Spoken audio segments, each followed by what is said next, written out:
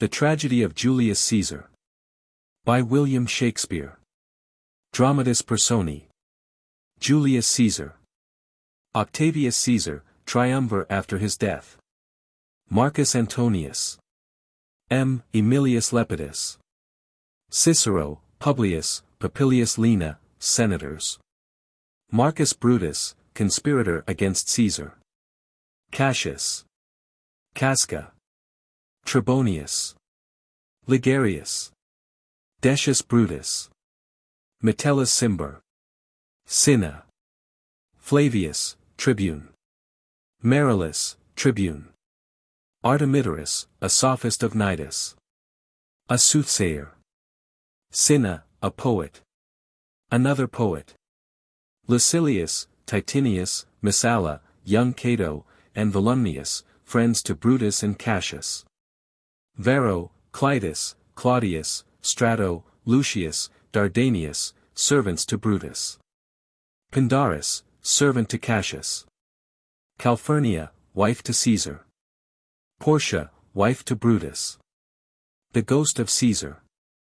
Senators, citizens, soldiers, commoners, messengers, and servants. Scene, Rome, the conspirators camp near Sardis, and the plains of Philippi. Act I. Scene I, Rome. A street. Enter Flavius, Marullus and a throng of citizens. Flavius. Hence. Home, you idle creatures, get you home. Is this a holiday? What, know you not? Being mechanical, you ought not walk upon a laboring day without the sign of your profession. Speak, what trade art thou? Carpenter. Why, sir, a carpenter. Marullus. Where is thy leather apron and thy rule? What dost thou with thy best apparel on? You, sir, what trade are you? Cobbler. Truly, sir, in respect of a fine workman, I am but, as you would say, a cobbler. Marullus. But what trade art thou? Answer me directly. Cobbler. A trade, sir, that I hope I may use with a safe conscience, which is indeed, sir, a mender of bad soles. Marullus. What trade, thou knave? Thou naughty knave, what trade? Cobbler. Nay, I beseech you, sir, be not out with me. Yet, if you be out, sir, I can mend you. Marullus. What mean'st thou by that? Mend me, thou saucy fellow. Cobbler. Why, sir, cobble you. Flavius. Thou art a cobbler, art thou? Cobbler. Truly, sir, all that I live by is with the awl. I meddle with no tradesman's matters, nor women's matters, but withal I am indeed, sir, a surgeon to old shoes. When they are in great danger, I recover them. As proper men as ever trod upon neat's leather have gone upon my handiwork. Flavius. But wherefore art not in thy shop today? Why dost thou lead these men about the streets? Cobbler. Truly, sir, to wear out their shoes, to get myself into more work. But indeed, sir, we make holiday to see Caesar, and to rejoice in his triumph. Marullus. Wherefore rejoice? What conquest brings he home? What tributaries follow him to Rome?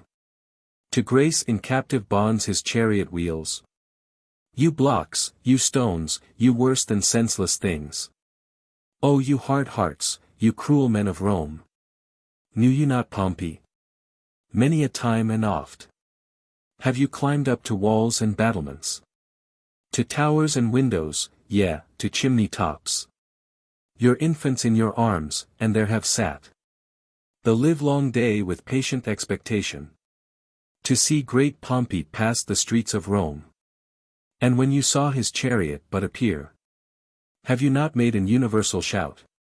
That Tiber trembled underneath her banks to hear the replication of your sounds, made in her concave shores. And do you now put on your best attire? And do you now cull out a holiday? And do you now strew flowers in his way? That comes in triumph over Pompey's blood. Be gone. Run to your houses, fall upon your knees. Pray to the gods to intermit the plague. That needs must light on this ingratitude. Flavius. Go, go, good countrymen, and, for this fault, assemble all the poor men of your sort. Draw them to Tiber banks, and weep your tears. Into the channel, till the lowest stream. Do kiss the most exalted shores of all. Exeunt citizens. See whether their basest metal be not moved. They vanish tongue-tied in their guiltiness. Go you down that way towards the Capitol. This way will I disrobe the images. If you do find them decked with ceremonies. Marilus. May we do so? You know it is the feast of Lupercal. Flavius. It is no matter, let no images be hung with Caesar's trophies. I'll about and drive away the vulgar from the streets. So do you too, where you perceive them thick. These growing feathers plucked from Caesar's wing will make him fly an ordinary pitch. Who else would soar above the view of men and keep us all in servile fearfulness? Exeunt. Scene 2. The same. A public place.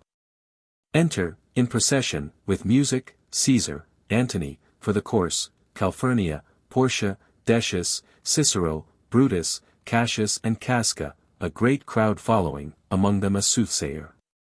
Caesar. Calphurnia. Casca. Peace, ho. Caesar speaks.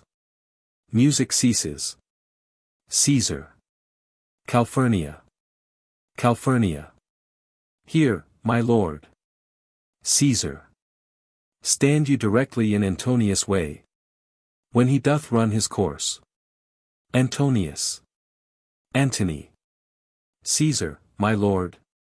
Caesar.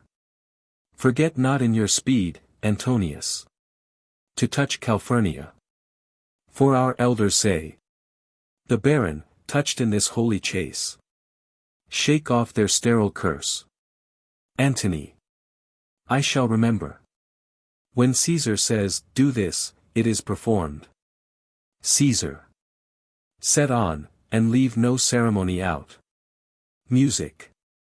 Soothsayer. Caesar. Caesar. Ha. Who calls? Casca. Bid every noise be still, peace yet again. Music ceases. Caesar. Who is it in the press that calls on me? I hear a tongue shriller than all the music. Cry, Caesar. Speak. Caesar is turned to hear. Soothsayer. Beware the Ides of March. Caesar. What man is that? Brutus. A soothsayer bids you beware the Ides of March. Caesar. Set him before me, let me see his face. Cassius. Fellow, come from the throng, look upon Caesar. Caesar. What say'st thou to me now? Speak once again. Soothsayer. Beware the Ides of March. Caesar. He is a dreamer, let us leave him. Pass. Senate. Exeunt all but Brutus and Cassius. Cassius. Will you go see the order of the course? Brutus. Not I. Cassius. I pray you, do.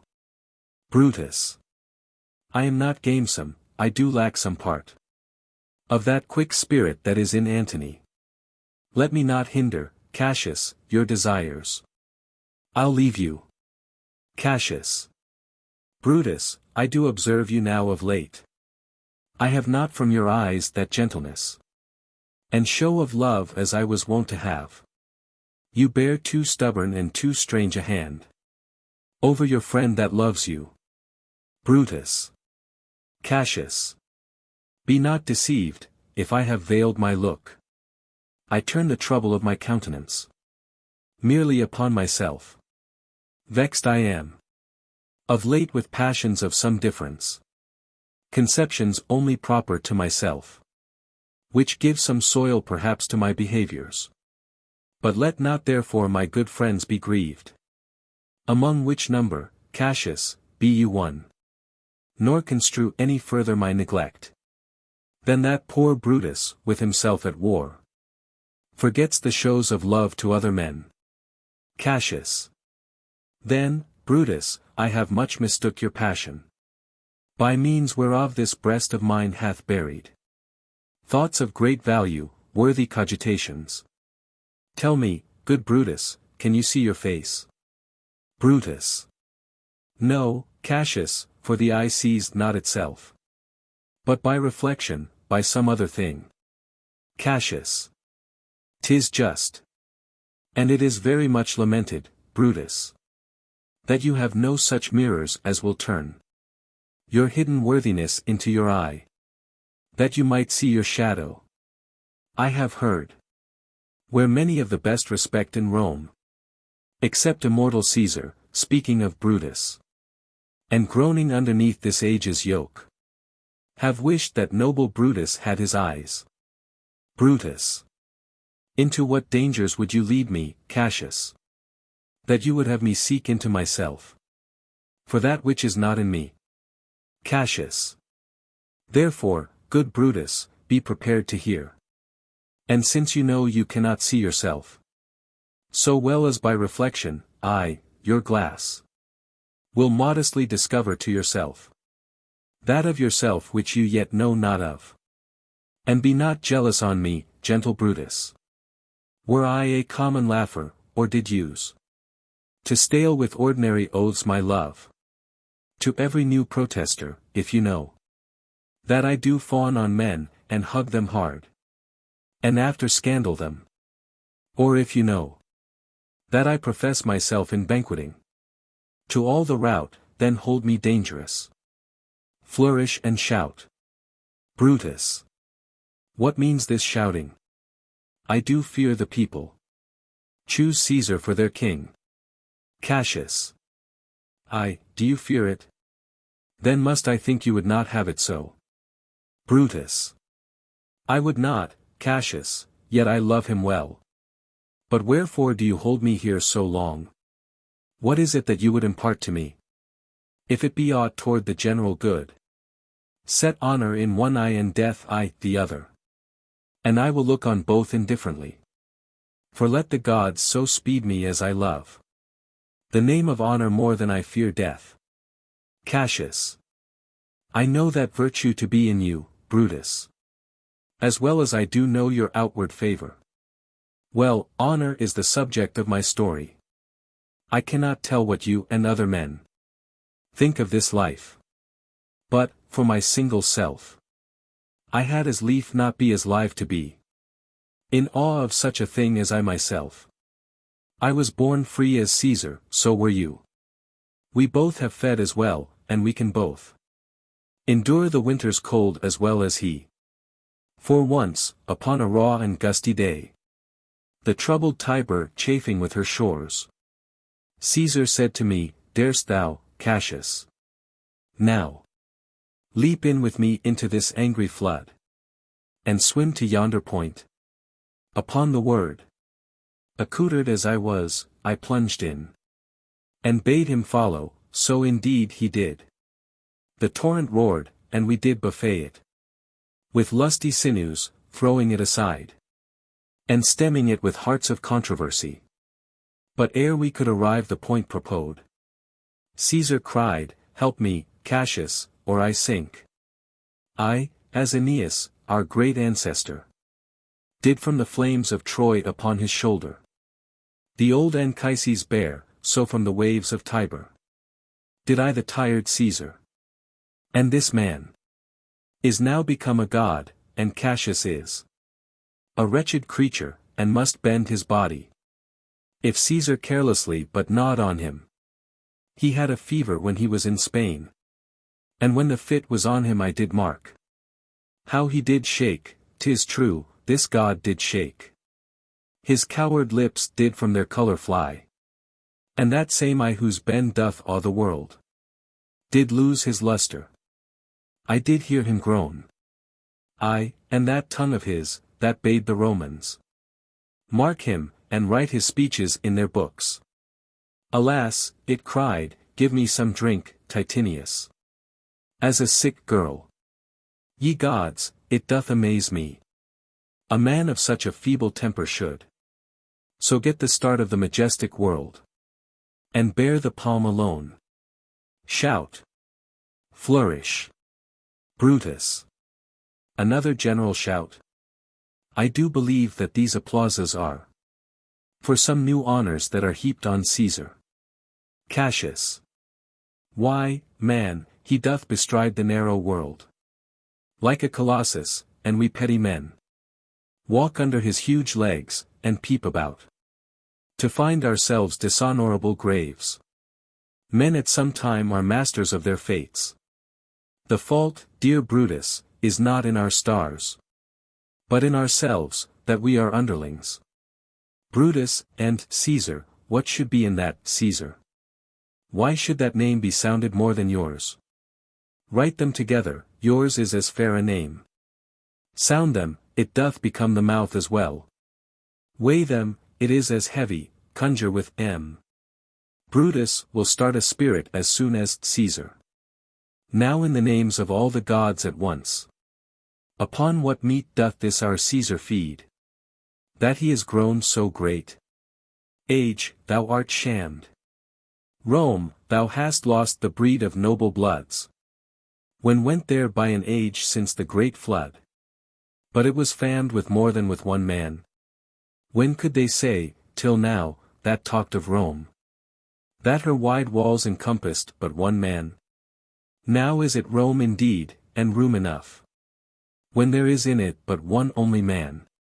Oh, you and I have heard our father say, there was a Brutus once that would have brooked eternal devil to keep his state in Rome as easily as a king. Brutus. That you do love me, I am nothing jealous. What you would work me to, I have some aim. How I have thought of this, and of these times, I shall recount hereafter. For this present, I would not, so with love I might entreat you, be any further moved. What you have said, I will consider, what you have to say, I will with patience hear, and find a time, both meet to hear and answer such high things. Till then, my noble friend, chew upon this. Brutus had rather be a villager than to repute himself a son of Rome. Under these hard conditions as this time is like to lay upon us. Cassius. I am glad that my weak words have struck but thus much show of fire from Brutus. Enter Caesar and his train. Brutus. The games are done, and Caesar is returning. Cassius. As they pass by, pluck Casca by the sleeve. And he will, after his sour fashion, tell you what hath preceded worthy note today. Brutus. I will do so. But, look you, Cassius. The angry spot doth glow on Caesar's brow. And all the rest look like a chidden train. Calphurnia's cheek is pale. And Cicero looks with such ferret and such fiery eyes, as we have seen him in the Capitol, being crossed in conference by some senators. Cassius. Casca will tell us what the matter is. Caesar. Antonius. Antony. Caesar. Caesar. Let me have men about me that are fat, sleek-headed men, and such as sleep a nights. Yond Cassius has a lean and hungry look. He thinks too much, such men are dangerous. Antony. Fear him not, Caesar, he's not dangerous. He is a noble Roman and well given. Caesar. Would he were fatter. But I fear him not. Yet if my name were liable to fear, I do not know the man I should avoid. So soon as that spare Cassius. He reads much. He is a great observer, and he looks quite through the deeds of men. He loves no plays. As thou dost, Antony, he hears no music. Seldom he smiles. And smiles in such a sort. As if he mocked himself and scorned his spirit. That could be mov to smile at anything. Such men as he be never at heart's ease. Whiles they behold a greater than themselves. And therefore are they very dangerous. I rather tell thee what is to be feared. Than what I fear, for always I am Caesar. Come on my right hand, for this ear is deaf. And tell me truly what thou think'st of him. Exeunt Caesar and his train. Casca stays. Casca. You pulled me by the cloak, would you speak with me? Brutus. I, Casca, tell us what hath chanced today. That Caesar looks so sad. Casca. Why, you were with him, were you not? Brutus. I should not then ask Casca what had chanced. Casca. Why, there was a crown offered him, and being offered him, he put it by with the back of his hand, thus, and then the people fell a shouting. Brutus. What was the second noise for? Casca. Why, for that too. Cassius. They shouted thrice, what was the last cry for? Casca. Why, for that too. Brutus. Was the crown offered him thrice? Casca. Ay, marry, was't, and he put it by thrice, every time gentler than other.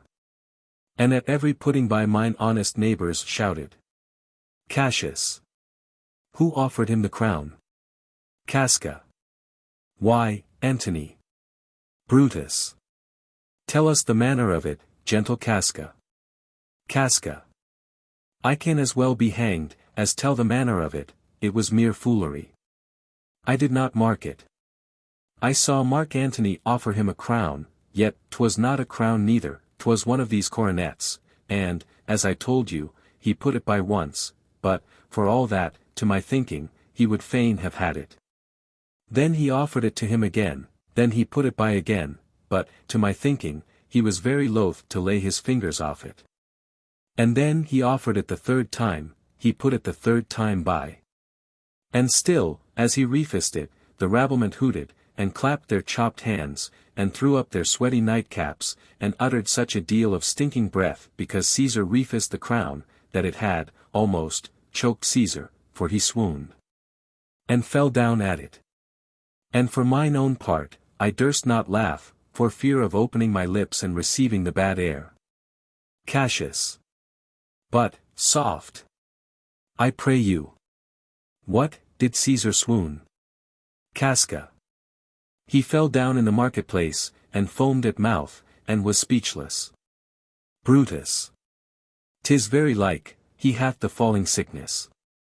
Cassius. No, Caesar hath it not, but you, and I.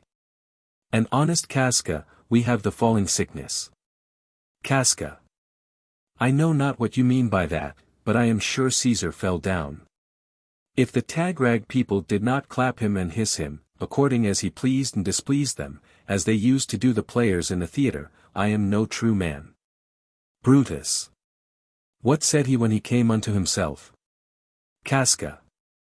Marry, before he fell down, when he perceived the common herd was glad he refused the crown, he plucked me ope his doublet, and offered them his throat to cut. And I had been a man of any occupation, if I would not have taken him at a word, I would I might go to hell among the rogues. And so he fell. When he came to himself again, he said, if he had done or said anything amiss, he desired their worships to think it was his infirmity. 3 or 4 wenches where I stood cried, alas, good soul, and forgave him with all their hearts. But there's no heed to be taken of them, if Caesar had stabbed their mothers, they would have done no less. Brutus. And, after that, he came thus sad away. Casca. I. Cassius. Did Cicero say anything? Casca. I, he spoke Greek. Cassius. To what effect? Casca. Nay, and I tell you that, I'll ne'er look you the face again. But those that understood him smiled at one another and shook their heads, but for mine own part, it was Greek to me. I could tell you more news too. Marullus and Flavius, for pulling scarfs off Caesar's images, are put to silence. Fare you well. There was more foolery yet, if I could remember it. Cassius. Will you sup with me tonight, Casca? Casca. No, I am promised forth. Cassius. Will you dine with me tomorrow? Casca. Aye, if I be alive, and your mind hold, and your dinner worth the eating. Cassius. Good. I will expect you. Casca. Do so, farewell both. Exit Casca. Brutus. What a blunt fellow is this grown to be. He was quick mettle when he went to school. Cassius. So is he now in execution. Of any bold or noble enterprise. However he puts on this tardy form. This rudeness is a sauce to his good wit, which gives men stomach to digest his words. With better appetite. Brutus. And so it is. For this time I will leave you. Tomorrow, if you please to speak with me, I will come home to you. Or, if you will, come home to me, and I will wait for you. Cassius. I will do so. Till then, think of the world. Exit Brutus. Well, Brutus, thou art noble. Yet I see. Thy honorable metal may be wrought. From that it is disposed, therefore 'tis meet that noble minds keep ever with their likes. For who's so firm that cannot be seduct? Caesar doth bear me hard, but he loves Brutus. If I were Brutus now, and he were Cassius, he should not humor me. I will this night in several hands, in at his windows throw, as if they came from several citizens. Writings, all tending to the great opinion that Rome holds of his name, wherein obscurely Caesar's ambition shall be glanced at. And after this, let Caesar seat him sure. For we will shake him, or worse days endure. Exit. Scene 3. The same. A street. Thunder and lightning. Enter, from opposite sides, Casca with his sword drawn, and Cicero. Cicero. Good even, Casca, brought you Caesar home? Why are you breathless, and why stare you so? Casca. Are not you moved, when all the sway of earth shakes like a thing unfirm? O Cicero.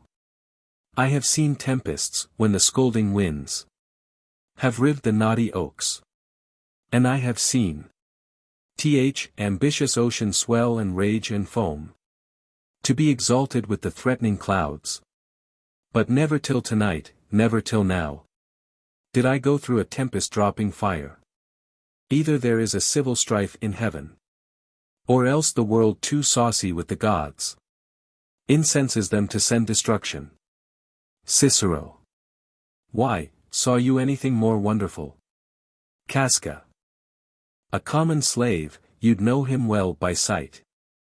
Held up his left hand, which did flame and burn like 20 torches joined, and yet his hand, not sensible of fire, remained unscorched.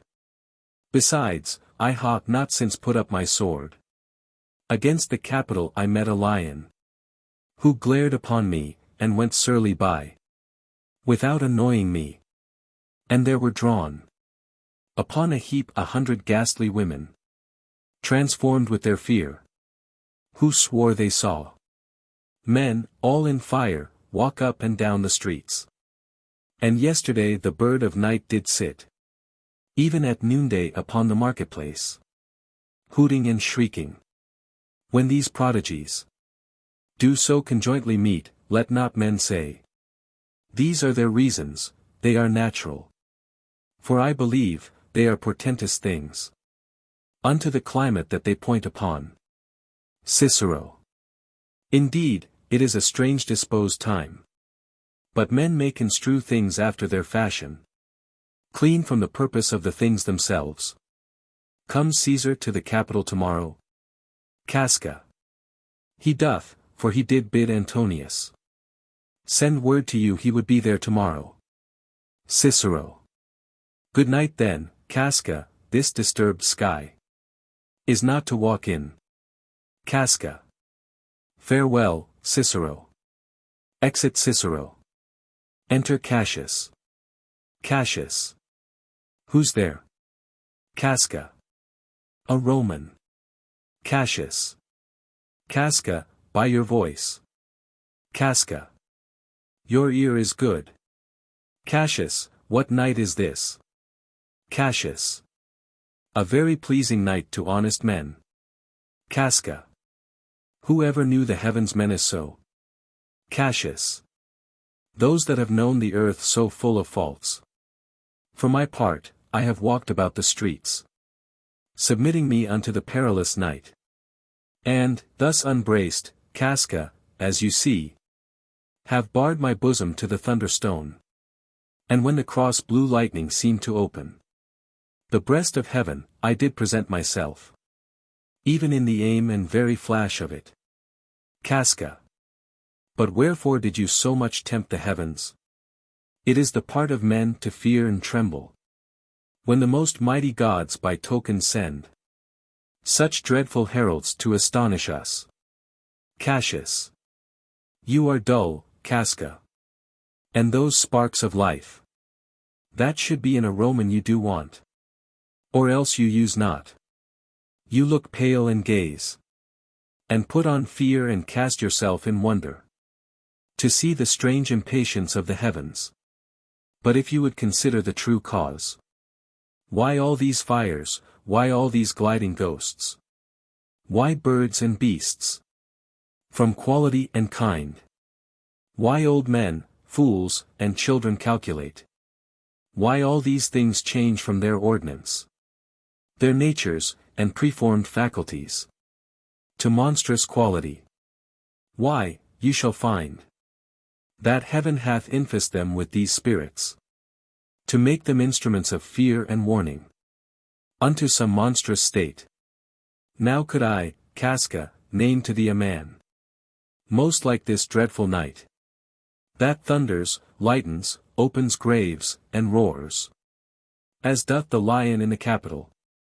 A man no mightier than thyself, or me, in personal action, yet prodigious grown, and fearful, as these strange eruptions are. Casca. 'Tis Caesar that you mean, is it not, Cassius? Cassius. Let it be who it is, for Romans now have thews and limbs like to their ancestors. But, woe the while, our fathers' minds are dead, and we are governed with our mother's spirits. Our yoke and sufferance show us womanish. Casca. Indeed, they say the senators tomorrow mean to establish Caesar as a king, and he shall wear his crown by sea and land, in every place, save here in Italy. Cassius. I know where I will wear this dagger then. Cassius from bondage will deliver Cassius. Therein, ye gods, you make the weak most strong. Therein, ye gods, you tyrants do defeat. Nor stony tower, nor walls of beaten brass, nor airless dungeon, nor strong links of iron, can be retentive to the strength of spirit. But life, being weary of these worldly bars, never lacks power to dismiss itself. If I know this, know all the world besides. That part of tyranny that I do bear, I can shake off at pleasure. Thunder still. Casca. So can I. So every bondman in his own hand bears the power to cancel his captivity. Cassius. And why should Caesar be a tyrant then? Poor man. I know he would not be a wolf, but that he sees the Romans are but sheep. He were no lion, were not Romans hinds. Those that with haste will make a mighty fire, begin it with weak straws. What trash is Rome? What rubbish, and what offal, when it serves for the base matter to illuminate so vile a thing as Caesar? But, O grief! Where hast thou led me? I, perhaps, speak this. Before a willing bondman, then I know. My answer must be made, but I am armed. And dangers are to me indifferent. Casca. You speak to Casca, and to such a man. That is no fleering telltale. Hold, my hand. Be factious for redress of all these griefs. And I will set this foot of mine as far as who goes farthest. Cassius. There's a bargain made. Now know you, Casca, I have moved already some certain of the noblest-minded Romans to undergo with me an enterprise of honorable dangerous consequence. And I do know by this, they stay for me in Pompey's porch, for now, this fearful night. There is no stir or walking in the streets. And the complexion of the element in favors like the work we have in hand. Most bloody, fiery, and most terrible. Enter Cinna. Casca. Stand close a while, for here comes one in haste. Cassius. 'Tis Cinna, I do know him by his gait. He is a friend. Cinna, where haste you so? Cinna. To find out you. Who's that? Metellus Cimber. Cassius. No, it is Casca, one incorporate to our attempts. Am I not stayed for, Cinna? Cinna. I am glad on't. What a fearful night is this. There's 2 or 3 of us have seen strange sights. Cassius. Am I not stayed for? Tell me. Cinna. Yes, you are. O Cassius, if you could but win the noble Brutus to our party. Cassius. Be you content. Good Cinna, take this paper. And look you lay it in the praetor's chair. Where Brutus may but find it, and throw this in at his window. Set this up with wax upon old Brutus' statue, all this done. Repair to Pompey's porch, where you shall find us. Is Decius Brutus and Trebonius there? Cinna. All but Metellus Cimber, and he's gone to seek you at your house. Well, I will hie. And so bestow these papers as you bade me. Cassius. That done, repair to Pompey's theatre. Exit Cinna. Come, Casca, you and I will yet, ere day, see Brutus at his house. 3 parts of him is ours already, and the man entire upon the next encounter, yields him ours. Casca. Oh, he sits high in all the people's hearts.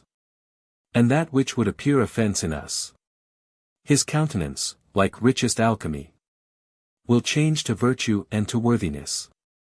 Cassius. Him, and his worth, and our great need of him. You have right well conceded. Let us go.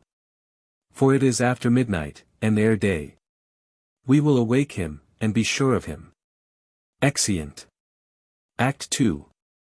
Scene I, Rome. Brutus' orchard. Enter Brutus. Brutus. What, Lucius, ho! I cannot, by the progress of the stars, give guess how near today. Lucius, I say. I would it were my fault to sleep so soundly. When, Lucius, when? Awake, I say. What, Lucius? Enter Lucius. Lucius. Called you, my lord.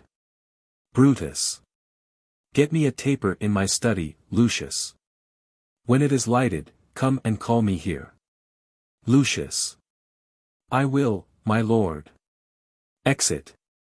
Brutus. It must be by his death, and for my part, I know no personal cause to spurn at him.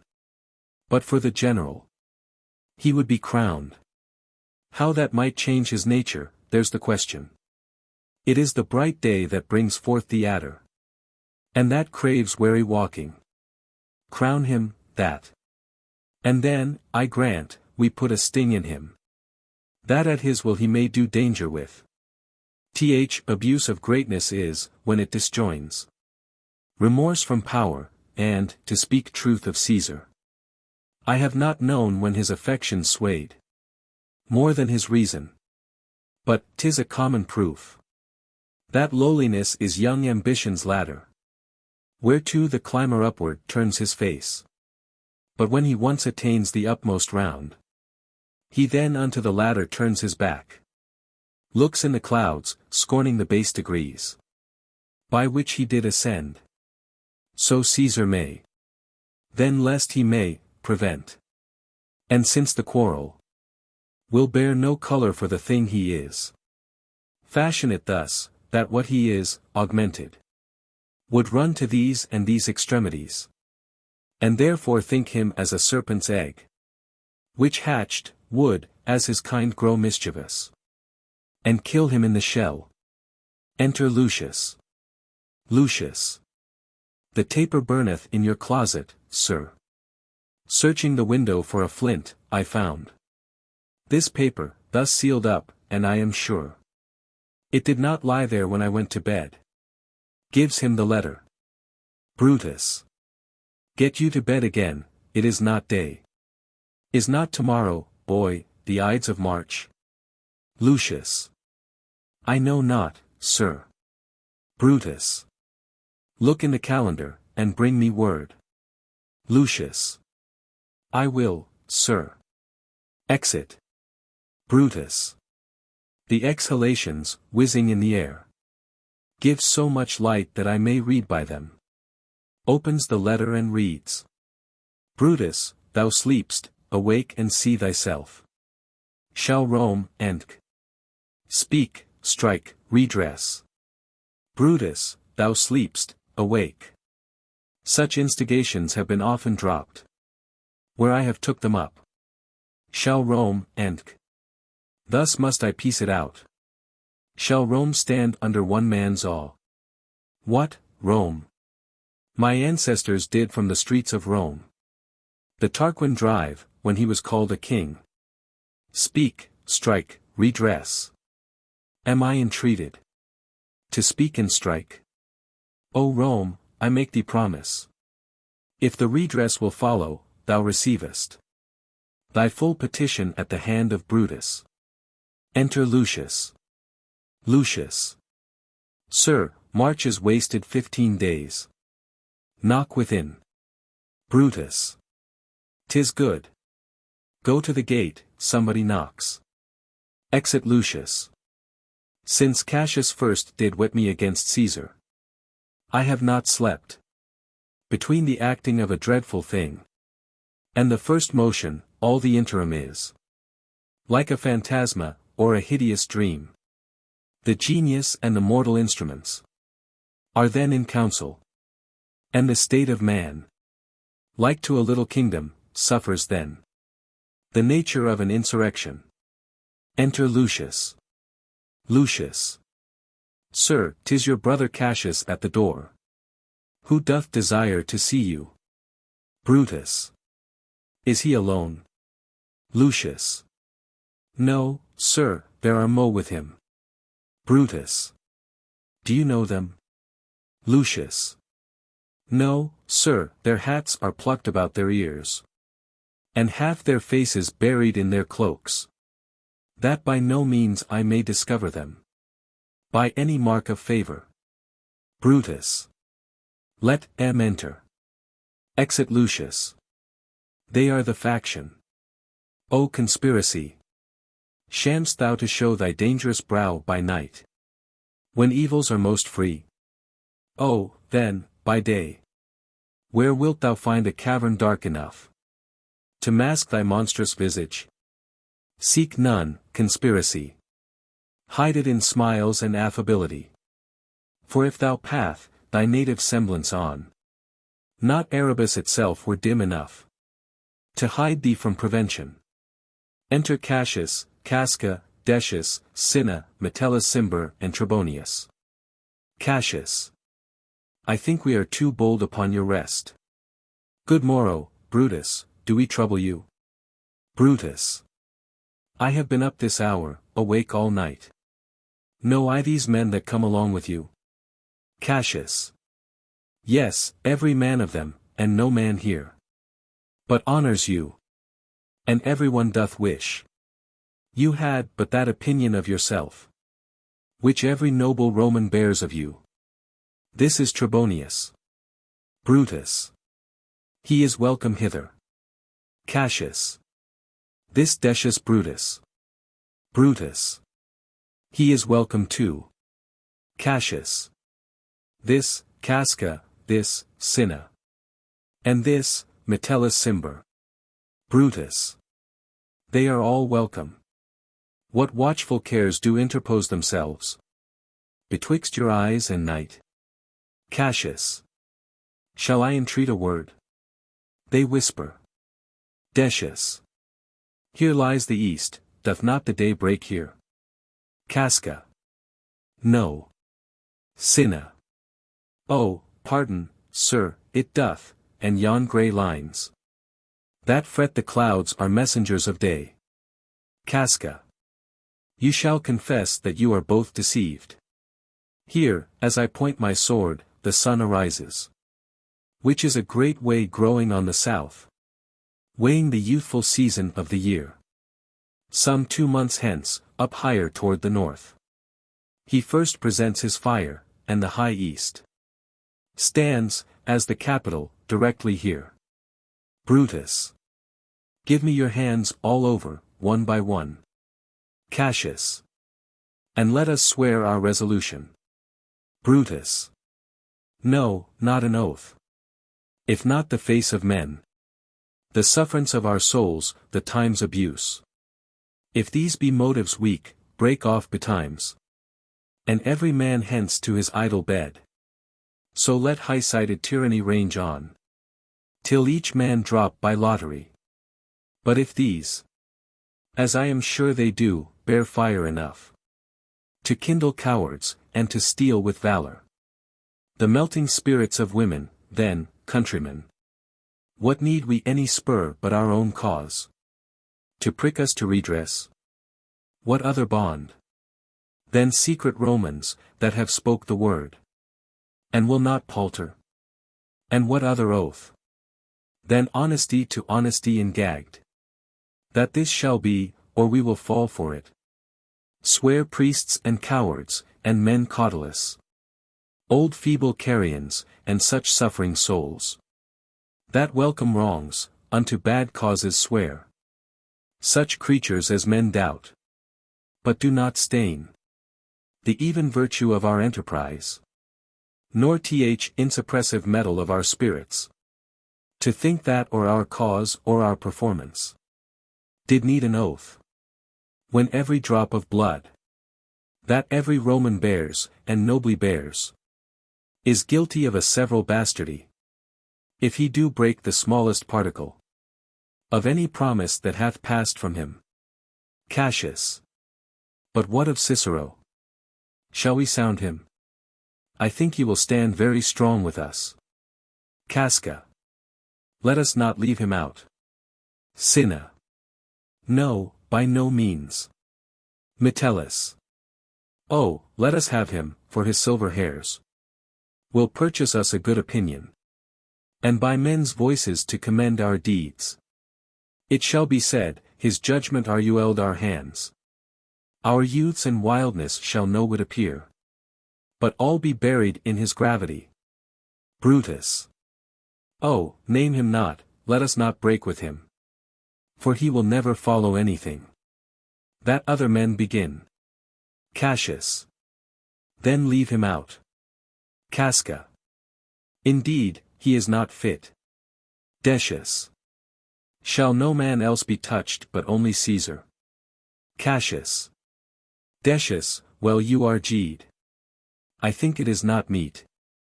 Mark Antony, so well beloved of Caesar, should outlive Caesar, we shall find of him a shrewd contriver, and you know, his means, if he improve them, may well stretch so far as to annoy us all. Which to prevent, let Antony and Caesar fall together. Brutus. Our course will seem too bloody, Caius Cassius. To cut the head off, and then hack the limbs. Like wrath in death, and envy afterwards. For Antony is but a limb of Caesar. Let us be sacrificers, but not butchers, Caius. We all stand up against the spirit of Caesar. And in the spirit of men there is no blood. Oh, that we then could come by Caesar's spirit. And not dismember Caesar. But, alas! Caesar must bleed for it. And, gentle friends, let's kill him boldly, but not wrathfully. Let's carve him as a dish fit for the gods. Not hew him as a carcass fit for hounds. And let our hearts, as subtle masters do, stir up their servants to an act of rage. And after seem to chide them. This shall mark our purpose necessary, and not envious. Which so appearing to the common eyes, we shall be called perjurers, not murderers. And for Mark Antony, think not of him. For he can do no more than Caesar's arm. When Caesar's head is off. Cassius. Yet I fear him. For in the engrafted love he bears to Caesar. Brutus. Alas, good Cassius, do not think of him. If he love Caesar, all that he can do is to himself, take thought and die for Caesar. And that were much he should.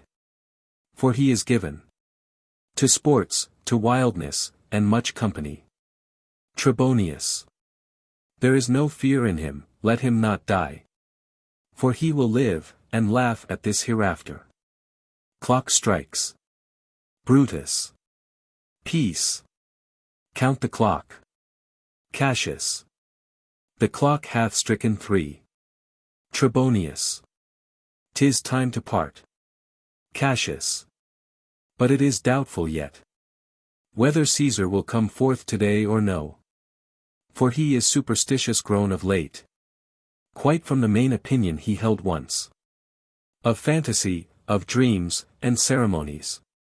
It may be these apparent prodigies. The unaccustomed terror of this night. And the persuasion of his augurers. May hold him from the capital today. Decius. Never fear that, if he be so resolved. I can o'ersway him, for he loves to hear. That unicorns may be betrayed with trees. And bears with glasses, elephants with holes. Lions with toils, and men with flatterers. But when I tell him he hates flatterers, he says he does, being then most flattered. Let me work. For I can give his humor the true bent. And I will bring him to the capital. Cassius. Nay, we will all of us be there to fetch him. Brutus. By the 8th hour, is that the uttermost? Cinna. Be that the uttermost, and fail not then. Metellus. Caius Ligarius doth bear Caesar hard. Who rated him for speaking well of Pompey. I wonder none of you have thought of him. Brutus. Now, good Metellus, go along by him. He loves me well, and I have given him reason. Send him but hither, and I'll fashion him. Cassius. The morning comes upon's. We'll leave you, Brutus. And, friends, disperse yourselves. But all remember what you have said, and show yourselves true Romans. Brutus. Good gentlemen, look fresh and merrily. Let not our looks put on our purposes. But bear it as our Roman actors do. With untired spirits and formal constancy. And so, good morrow to you everyone. Exeunt all but Brutus. Boy. Lucius. Fast asleep. It is no matter. Enjoy the honey-heavy dew of slumber. Thou hast no figures nor no fantasies, which busy care draws in the brains of men. Therefore thou sleepst so sound. Enter Portia. Portia. Brutus, my lord. Brutus. Portia, what mean you? Wherefore rise you now? It is not for your health thus to commit your weak condition to the raw cold morning. Portia. Nor for yours neither. Why, have ungently, Brutus. Stole from my bed, and yesternight at supper. You suddenly arose, and walked about. Musing and sighing, with your arms across. And when I asked you what the matter was, you stared upon me with ungentle looks. I urged you further, then you scratched your head. And too impatiently stamped with your foot. Yet I insisted, yet you answered not. But with an angry wafture of your hand, gave sign for me to leave you. So I did. Fearing to strengthen that impatience, which seemed too much enkindled. And withal, hoping it was but an effect of humour, which sometime hath his hour with every man. It will not let you eat, nor talk, nor sleep. And could it work so much upon your shape, as it hath much prevailed on your condition, I should not know you, Brutus. Dear my lord, make me acquainted with your cause of grief. Brutus.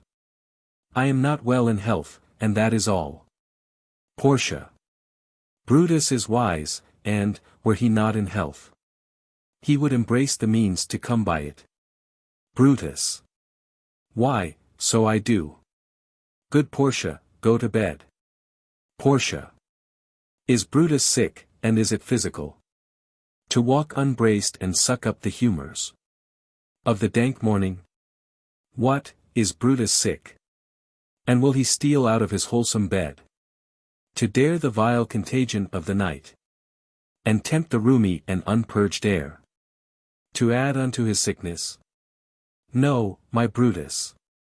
You have some sick offence within your mind, which, by the right and virtue of my place, I ought to know of, and, upon my knees, I charm you, by my once commended beauty, by all your vows of love, and that great vow, which did incorporate and make us one, that you unfold to me, yourself, your half.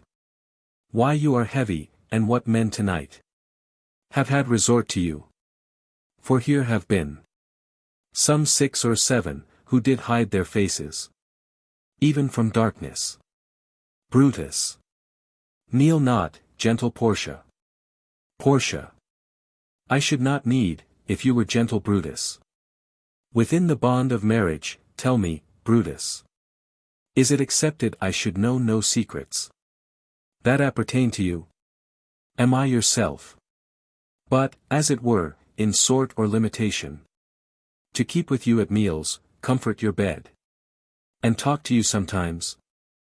Dwell I but in the suburbs of your good pleasure, if it be no more.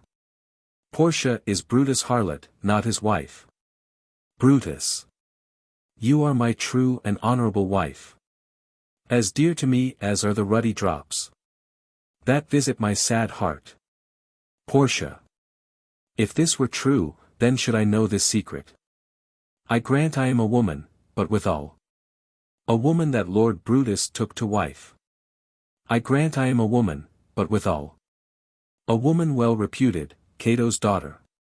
Think you I am no stronger than my sex, being so fathered and so husband? Tell me your counsels, I will not disclose. I have made strong proof of my constancy, giving myself a voluntary wound. Here, in the thigh, can I bear that with patience, and not my husband's secrets? Brutus. O ye gods! Render me worthy of this noble wife. Knock. Hark, hark, one knocks. Portia, go in a while, and by thy bosom shall partake the secrets of my heart. All my engagements I will construe to thee, all the charactery of my sad brows. Leave me with haste. Exit Portia. Enter Lucius with Ligarius. Lucius, who's that knocks? Lucius. Here is a sick man that would speak with you. Brutus. Caius Ligarius, that Metellus spake of. Boy, stand aside. Caius Ligarius, how? Ligarius. Vouchsafe good morrow from a feeble tongue. Brutus. Oh, What a time have you chose out, brave Caius, to wear a kerchief. Would you were not sick. Ligarius. I am not sick, if Brutus have in hand any exploit worthy the name of honor. Brutus. Such an exploit have I in hand, Ligarius. Had you a healthful ear to hear of it? Ligarius. By all the gods that Romans bow before, I here discard my sickness. Soul of Rome. Brave son, derived from honorable loins. Thou, like an exorcist, hast conjured up my mortified spirit. Now bid me run, and I will strive with things impossible. Yeah, get the better of them. What's to do? Brutus. A piece of work that will make sick men whole. Ligarius. But are not some whole that we must make sick? Brutus. That must we also. What it is, my Caius, I shall unfold to thee, as we are going. To whom it must be done. Ligarius. Set on your foot. And with a heart new-furred I follow you. To do I know not what, but it sufficeth that Brutus leads me on. Thunder. Brutus. Follow me then. Exeunt. Scene 2. A room in Caesar's palace. Thunder and lightning. Enter Caesar, in his nightgown. Caesar. Nor heaven nor earth have been at peace tonight. Thrice hath Calphurnia in her sleep cried out. Help, ho! They murder Caesar. Who's within? Enter a servant. Servant. My lord. Caesar. Go bid the priests do present sacrifice. And bring me their opinions of success. Servant. I will, my lord. Exit. Enter Calphurnia. Calphurnia. What mean you, Caesar? Think you to walk forth? You shall not stir out of your house today. Caesar. Caesar shall forth. The things that threatened me ne'er looked but on my back, when they shall see the face of Caesar, they are vanished. Calphurnia. Caesar, I never stood on ceremonies. Yet now they fright me. There is one within. Besides the things that we have heard and seen, recounts most horrid sights seen by the watch. A lioness hath whelped in the streets. And graves have yawned, and yielded up their dead. Fierce fiery warriors fight upon the clouds. In ranks and squadrons and right form of war. Which drizzled blood upon the Capitol. The noise of battle hurtled in the air. Horses did neigh, and dying men did groan. And ghosts did shriek and squeal about the streets. O Caesar, these things are beyond all use. And I do fear them. Caesar. What can be avoided? Whose end is purposed by the mighty gods. Yet Caesar shall go forth, for these predictions are to the world in general as to Caesar. Calphurnia. When beggars die, there are no comets seen. The heavens themselves blaze forth the death of princes. Caesar. Cowards die many times before their deaths. The valiant never taste of death but once. Of all the wonders that I yet have heard, it seems to me most strange that men should fear, seeing that death, a necessary end, will come when it will come. Enter servant. What say the augurers? Servant. They would not have you to stir forth today. Plucking the entrails of an offering forth. They could not find a heart within the beast. Caesar. The gods do this in shame of cowardice. Caesar should be a beast without a heart. If he should stay at home today for fear. No, Caesar shall not. Danger knows full well that Caesar is more dangerous than he. We are 2 lions littered in one day. And I the elder and more terrible. And Caesar shall go forth. Calphurnia. Alas, my lord. Your wisdom is consumed in confidence. Do not go forth today, call it my fear. That keeps you in the house, and not your own. We'll send Mark Antony to the Senate house. And he shall say you are not well today. Let me upon my knee prevail in this. Caesar. Mark Antony shall say I am not well. And for thy humor, I will stay at home. Enter Decius. Here's Decius Brutus, he shall tell them so. Decius. Caesar, all hail. Good morrow, worthy Caesar. I come to fetch you to the Senate house. Caesar. And you are come in very happy time. To bear my greeting to the senators.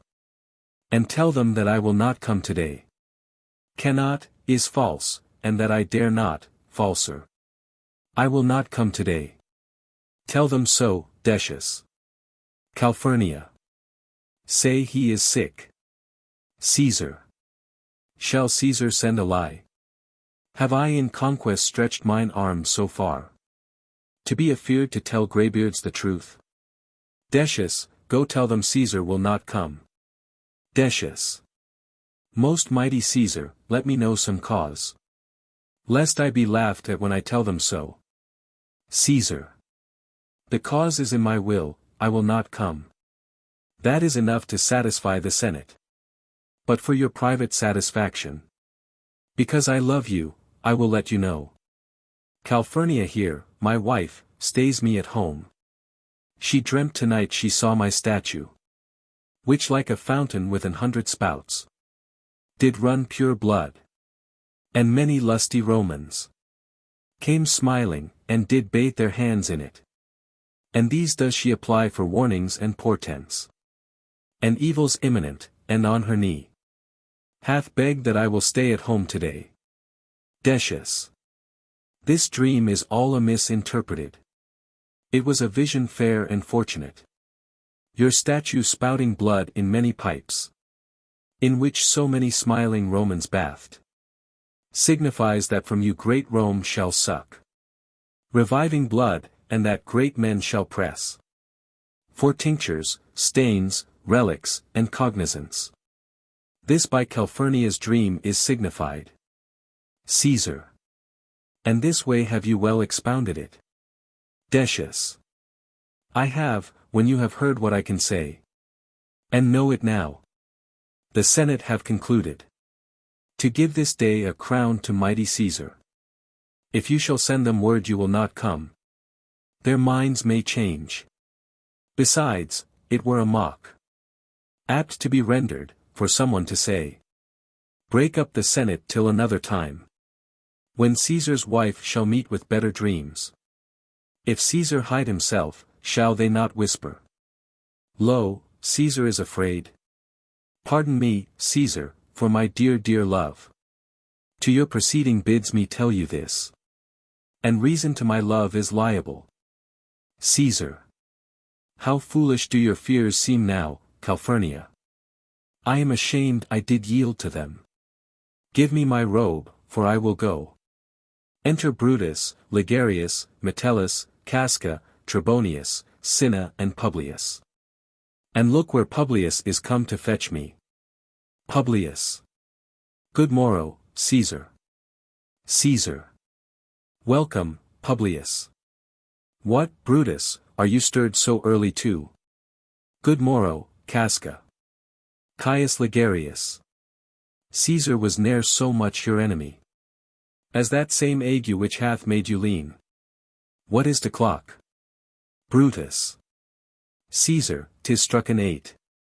Caesar. I thank you for your pains and courtesy. Enter Antony. See. Antony, that revels long a nights. Is notwithstanding up.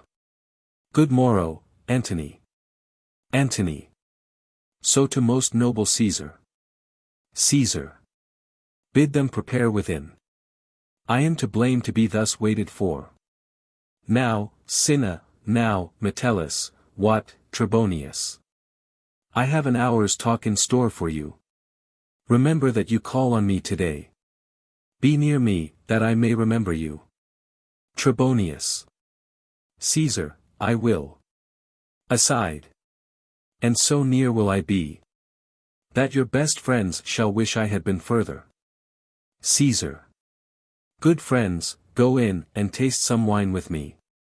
And we, like friends, will straightway go together. Brutus. Aside. That every like is not the same, O Caesar. The heart of Brutus yearns to think upon. Exeunt. Scene 3. A street near the Capitol. Enter Artemidorus, reading a paper. Artemidorus. Caesar, beware of Brutus, take heed of Cassius. Come not near Casca, have an eye to Cinna, trust not Trebonius, mark well Metellus Cimber, Decius Brutus loves thee not, thou hast wronged Caius Ligarius. There is but one mind in all these men, and it is bent against Caesar. If thou be'st not immortal, look about you, security gives way to conspiracy. The mighty gods defend thee. Thy lover, Artemidorus. Here will I stand till Caesar pass along. And as a suitor will I give him this. My heart laments that virtue cannot live out of the teeth of emulation. If thou read this, O Caesar, thou mayest live. If not, the fates with traitors do contrive. Exit. Scene 4. Another part of the same street. Before the house of Brutus. Enter Portia and Lucius. Portia. I Purithee, boy, run to the Senate house. Stay not to answer me, but get thee gone. Why dost thou stay? Lucius. To know my errand, madam. Portia. I would have had thee there and here again, ere I can tell thee what thou shouldst do there. Aside. O Constancy, be strong upon my side. Set a huge mountain, 'tween my heart and tongue. I have a man's mind, but a woman's might. How hard it is for women to keep counsel. Art thou here yet? Lucius. Madam, what should I do? Run to the Capitol, and nothing else. And so return to you, and nothing else. Portia. Yes, bring me word, boy, if thy lord look well. For he went sickly forth, and take good note. What Caesar doth, what suitors press to him. Hark, boy, what noise is that? Lucius. I hear none, madam. Portia. Purithee, listen well. I heard a bustling rumor, like a fray. And the wind brings it from the Capitol. Lucius. Sooth, madam, I hear nothing. Enter the soothsayer. Portia. Come hither, fellow. Which way hast thou been? Soothsayer. At mine own house, good lady. Portia. What is the clock? Soothsayer. About the 9th hour, lady. Portia. Is Caesar yet gone to the Capitol? Soothsayer. Madam, not yet. I go to take my stand. To see him pass on to the Capitol. Portia. Thou hast some suit to Caesar, hast thou not? Soothsayer. That I have, lady, if it will please Caesar. To be so good to Caesar as to hear me. I shall beseech him to befriend himself. Portia. Why, knowst thou any harms intended towards him? Soothsayer. None that I know will be, much that I fear may chance. Good morrow to you. Here the street is narrow. The throng that follows Caesar at the heels. Of senators, of praetors, common suitors. Will crowd a feeble man almost to death. I'll get me to a place more void, and there speak to great Caesar as he comes along. Exit. Portia. I must go in. Aside. Ay me, how weak a thing the heart of woman is. O Brutus. The heavens speed thee in thine enterprise. Sure, the boy heard me. Brutus hath a suit that Caesar will not grant. Oh, I grow faint. Run, Lucius, and commend me to my lord. Say I am merry, come to me again. And bring me word what he doth say to thee. Exeunt. Act 3. Scene I, Rome. Before the Capitol, the Senate sitting. A crowd of people in the street leading to the Capitol. Flourish. Enter Caesar, Brutus, Cassius, Casca, Decius, Metellus, Trebonius, Cinna, Antony, Lepidus, Artemidorus, Publius, Popilius and the soothsayer. Caesar. The Ides of March are come. Soothsayer. I, Caesar, but not gone. Artemidorus. Hail, Caesar. Read this schedule. Decius. Trebonius doth desire you to o'erread. At your best leisure, this his humble suit. Artemidorus. O Caesar, read mine first, for mine's a suit. That touches Caesar nearer. Read it, great Caesar. Caesar. What touches us ourself shall be last served. Artemidorus. Delay not, Caesar. Read it instantly. Caesar. What, is the fellow mad? Publius. Sirrah, give place. Cassius. What, urge you your petitions in the street? Come to the Capitol. Caesar enters the Capitol, the rest following. All the senators rise. Popilius. I wish your enterprise today may thrive. Cassius. What enterprise, Popilius? Popilius. Fare you well. Advances to Caesar. Brutus. What said Popilius Lena? Cassius. He wished today our enterprise might thrive. I fear our purpose is discovered. Brutus. Look how he makes to Caesar, mark him. Cassius. Casca, be sudden, for we fear prevention. Brutus, what shall be done? If this be known, Cassius or Caesar never shall turn back. For I will slay myself. Brutus. Cassius, be constant. Popilius Lena speaks not of our purposes. For look, he smiles, and Caesar doth not change. Cassius. Trebonius knows his time, for look you, Brutus. He draws Mark Antony out of the way. Exeunt Antony and Trebonius. Caesar and the senators take their seats. Decius. Where is Metellus Cimber? Let him go. And presently prefer his suit to Caesar.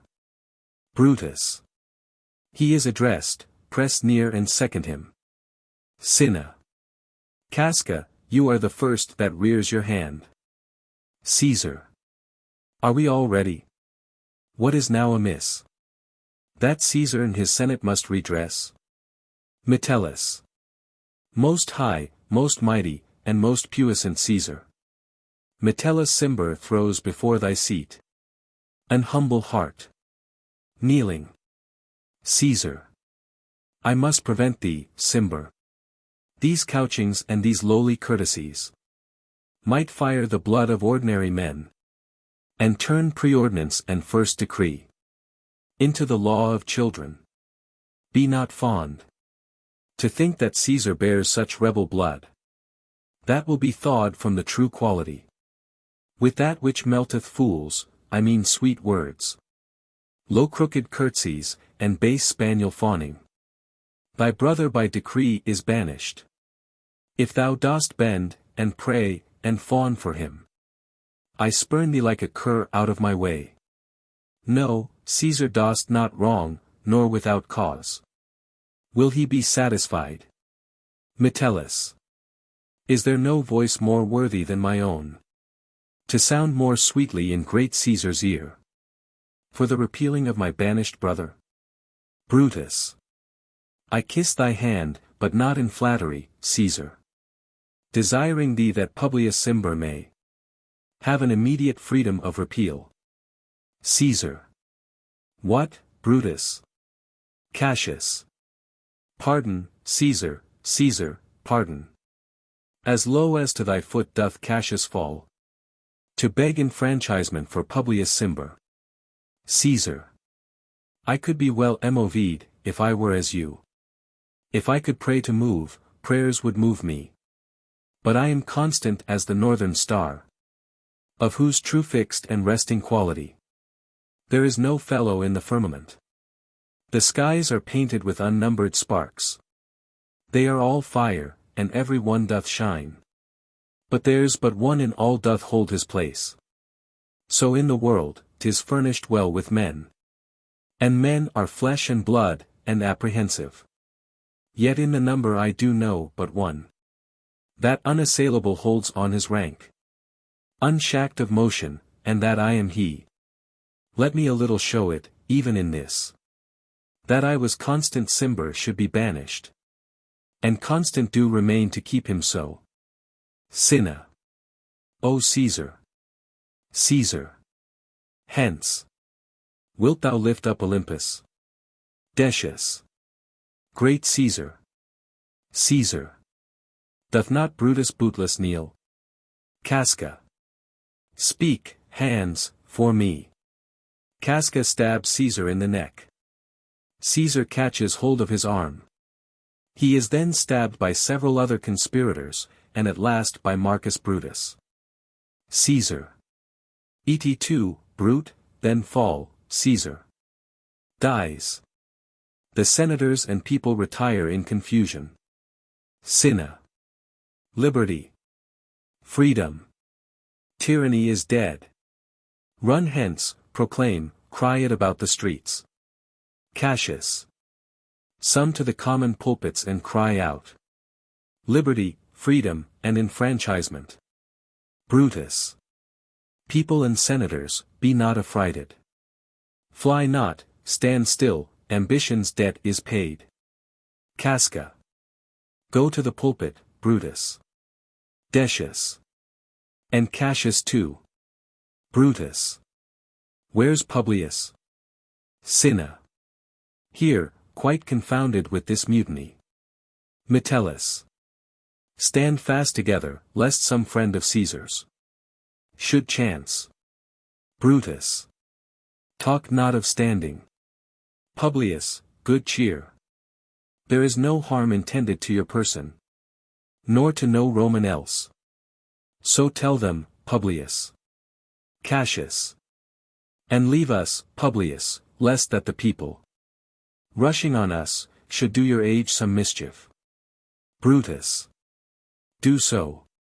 And let no man abide this deed, but we the doers. Enter Trebonius. Cassius. Where's Antony? Trebonius. Fled to his house amazed.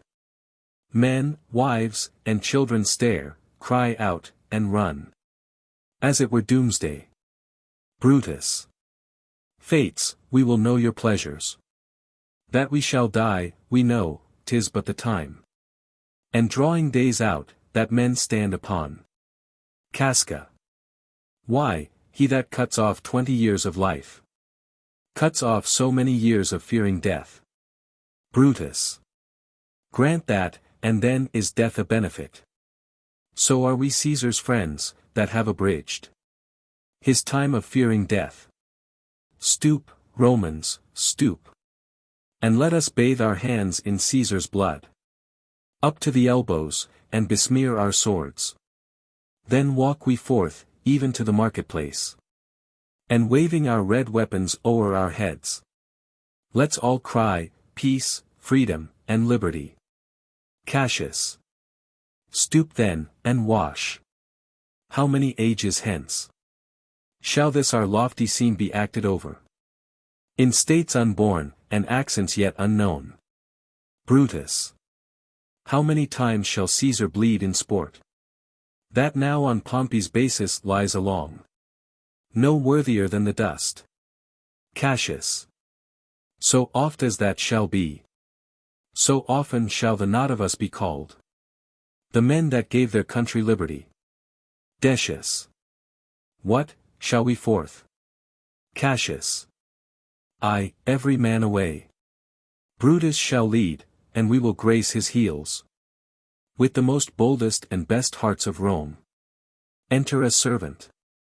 Brutus. Soft, who comes here? A friend of Antony's. Servant. Thus, Brutus, did my master bid me kneel. Thus did Mark Antony bid me fall down. And, being prostrate, thus he bade me say. Brutus is noble, wise, valiant, and honest. Caesar was mighty, bold, royal, and loving. Say I love Brutus and I honor him. Say I feared Caesar, honored him, and loved him. If Brutus will vouchsafe that Antony may safely come to him, and be resolved. How Caesar hath deserved to lie in death. Mark Antony shall not love Caesar dead. So well as Brutus living. But will follow the fortunes and affairs of noble Brutus. Thorough the hazards of this untrod state. With all true faith. So says my master Antony. Brutus. Thy master is a wise and valiant Roman. I never thought him worse. Tell him, so please him come unto this place. He shall be satisfied and, by my honor, depart untouched. Servant. I'll fetch him presently. Exit. Brutus. I know that we shall have him well to friend. Cassius. I wish we may, but yet have I a mind that fears him much, and my misgiving still falls shrewdly to the purpose. Enter Antony. Brutus. But here comes Antony. Welcome, Mark Antony. Antony. O mighty Caesar! Dost thou lie so low? Are all thy conquests, glories, triumphs, spoils shrunk to this little measure? Fare thee well.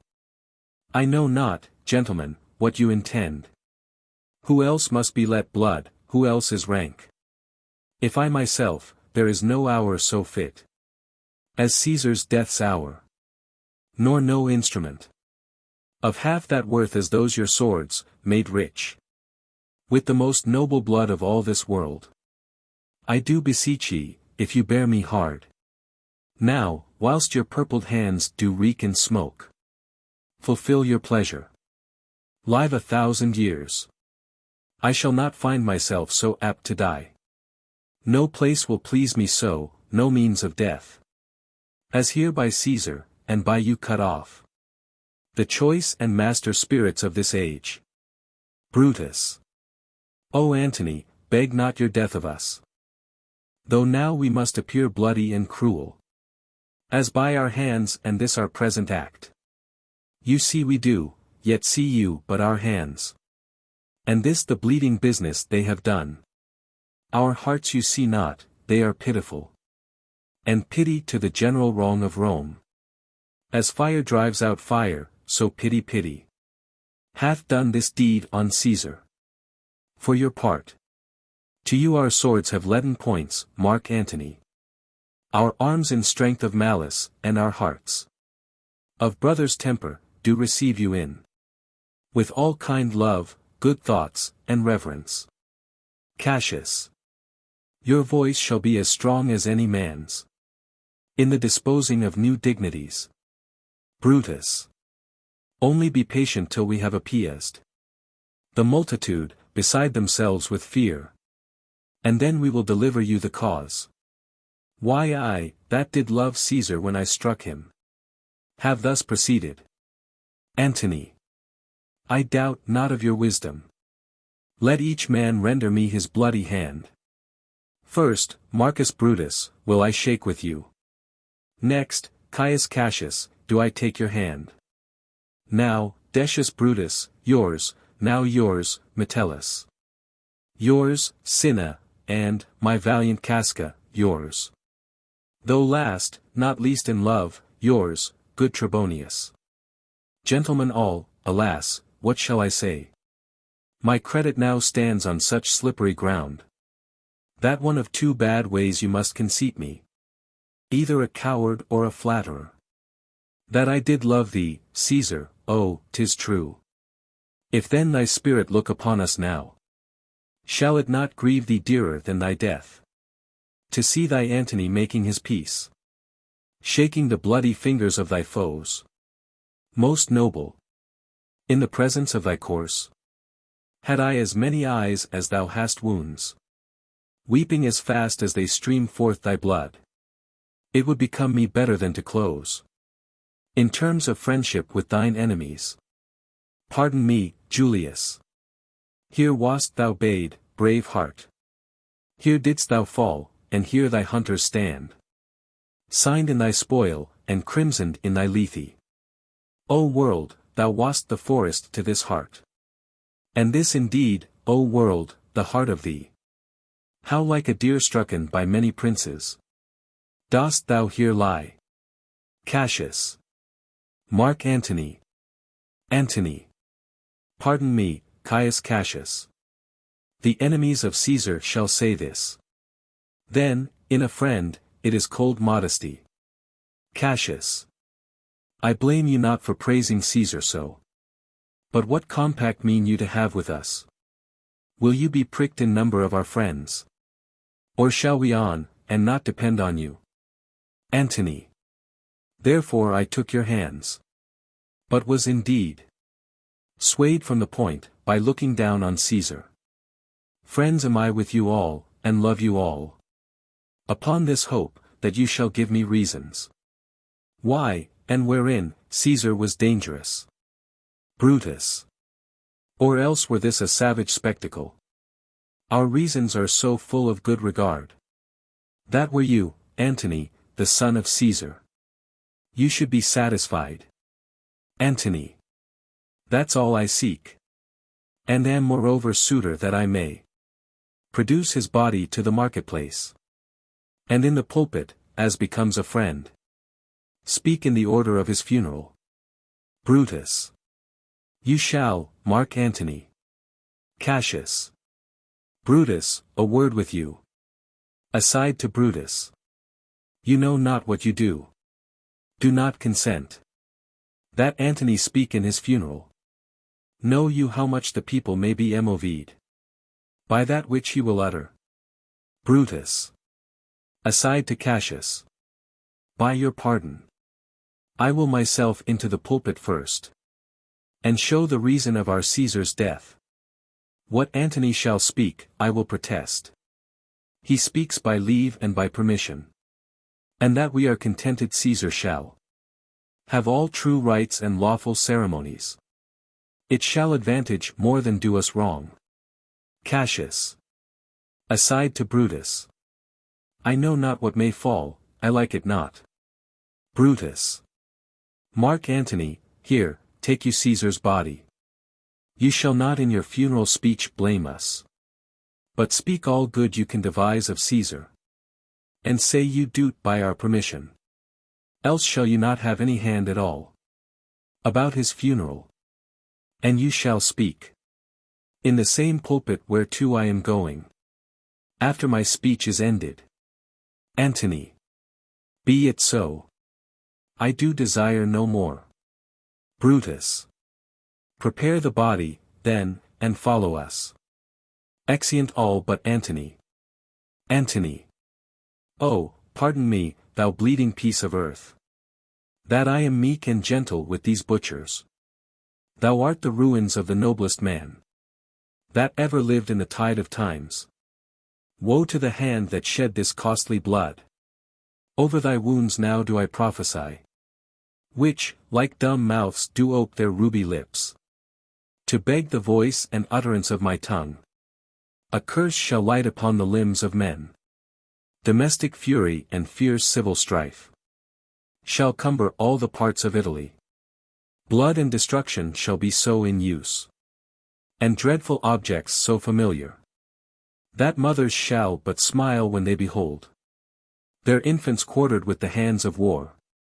All pity chalked with custom of fell deeds, and Caesar's spirit, ranging for revenge, with 8 by his side come hot from hell, shall in these confines with a monarch's voice cry havoc and let slip the dogs of war, that this foul deed shall smell above the earth. With carrion men, groaning for burial, enter a servant. You serve Octavius Caesar, do you not? Servant. I do, Mark Antony. Antony. Caesar did write for him to come to Rome. Servant. He did receive his letters, and is coming. And bid me say to you by word of mouth. Seeing the body. O Caesar. Antony. Thy heart is big, get thee apart and weep. Passion, I see, is catching. For mine eyes, seeing those beads of sorrow stand in thine, began to water. Is thy master coming? Servant. He lies tonight within 7 leagues of Rome. Antony. Post back with speed, and tell him what hath chanked. Here is a morning Rome, a dangerous Rome. No Rome of safety for Octavius yet. Hie hence, and tell him so. Yet stay a while. Thou shalt not back till I have borne this course. Into the marketplace, there shall I try. In my oration, how the people take the cruel issue of these bloody men. According to the which thou shalt discourse to young Octavius of the state of things. Lend me your hand. Exeunt with Caesar's body. Scene 2. The same. The Forum. Enter Brutus and goes into the pulpit, and Cassius, with a throng of citizens. Citizens. We will be satisfied, let us be satisfied. Brutus. Then follow me, and give me audience, friends. Cassius, go you into the other street. And part the numbers.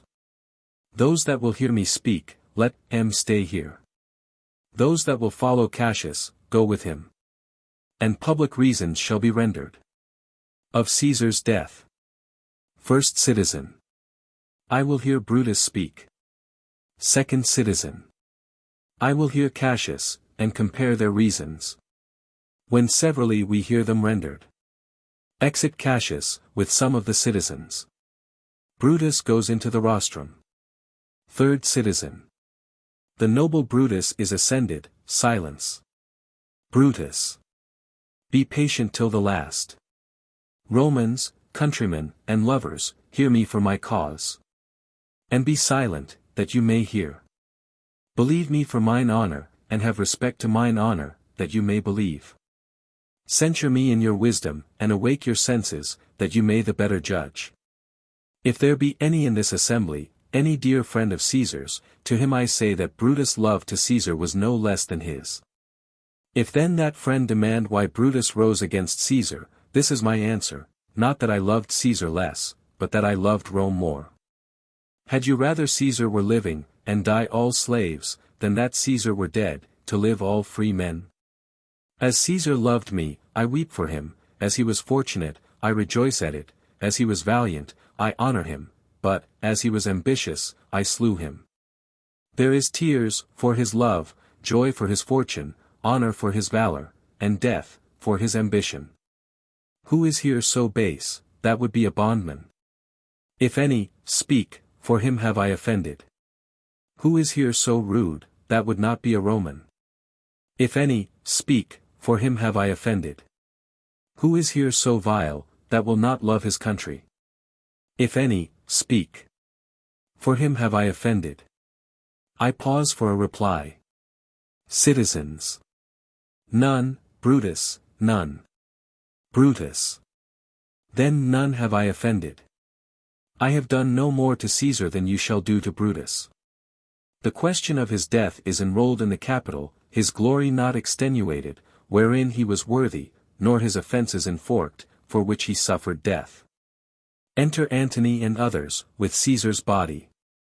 Here comes his body, mourned by Mark Antony, who, though he had no hand in his death, shall receive the benefit of his dying, a place in the commonwealth, as which of you shall not?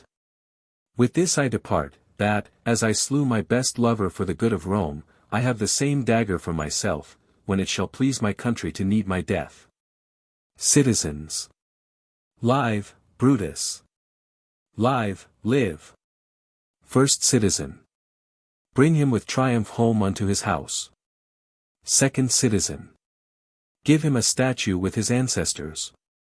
Third citizen. Let him be Caesar. Fourth citizen. Caesar's better parts shall be crowned in Brutus. First citizen. We'll bring him to his house with shouts and clamors. Brutus. My countrymen. Second citizen. Peace. Silence. Brutus speaks. First citizen. Peace, ho. Brutus. Good countrymen, let me depart alone. And, for my sake, stay here with Antony. Do grace to Caesar's corpse, and grace his speech. Tending to Caesar's glories, which Mark Antony, by our permission, is allowed to make. I do entreat you, not a man depart. Save I alone, till Antony have spoke. Exit. First citizen. Stay, ho. And let us hear Mark Antony. Third citizen. Let him go up into the public chair. We'll hear him. Noble Antony, go up. Antony. For Brutus' sake, I am beholding to you. Goes up. Fourth citizen. What does he say of Brutus? Third citizen. He says, for Brutus' sake. He finds himself beholding to us all. Fourth citizen. 'Twere best he speak no harm of Brutus here. First citizen. This Caesar was a tyrant. Third citizen. Nay, that's certain. We are blessed that Rome is rid of him. Second citizen. Peace. Let us hear what Antony can say. Antony. You gentle Romans. Citizens. Peace, ho. Let us hear him. Antony. Friends, Romans, countrymen, lend me your ears. I come to bury Caesar, not to praise him. The evil that men do lives after them. The good is oft interred with their bones. So let it be with Caesar. The noble Brutus hath told you Caesar was ambitious.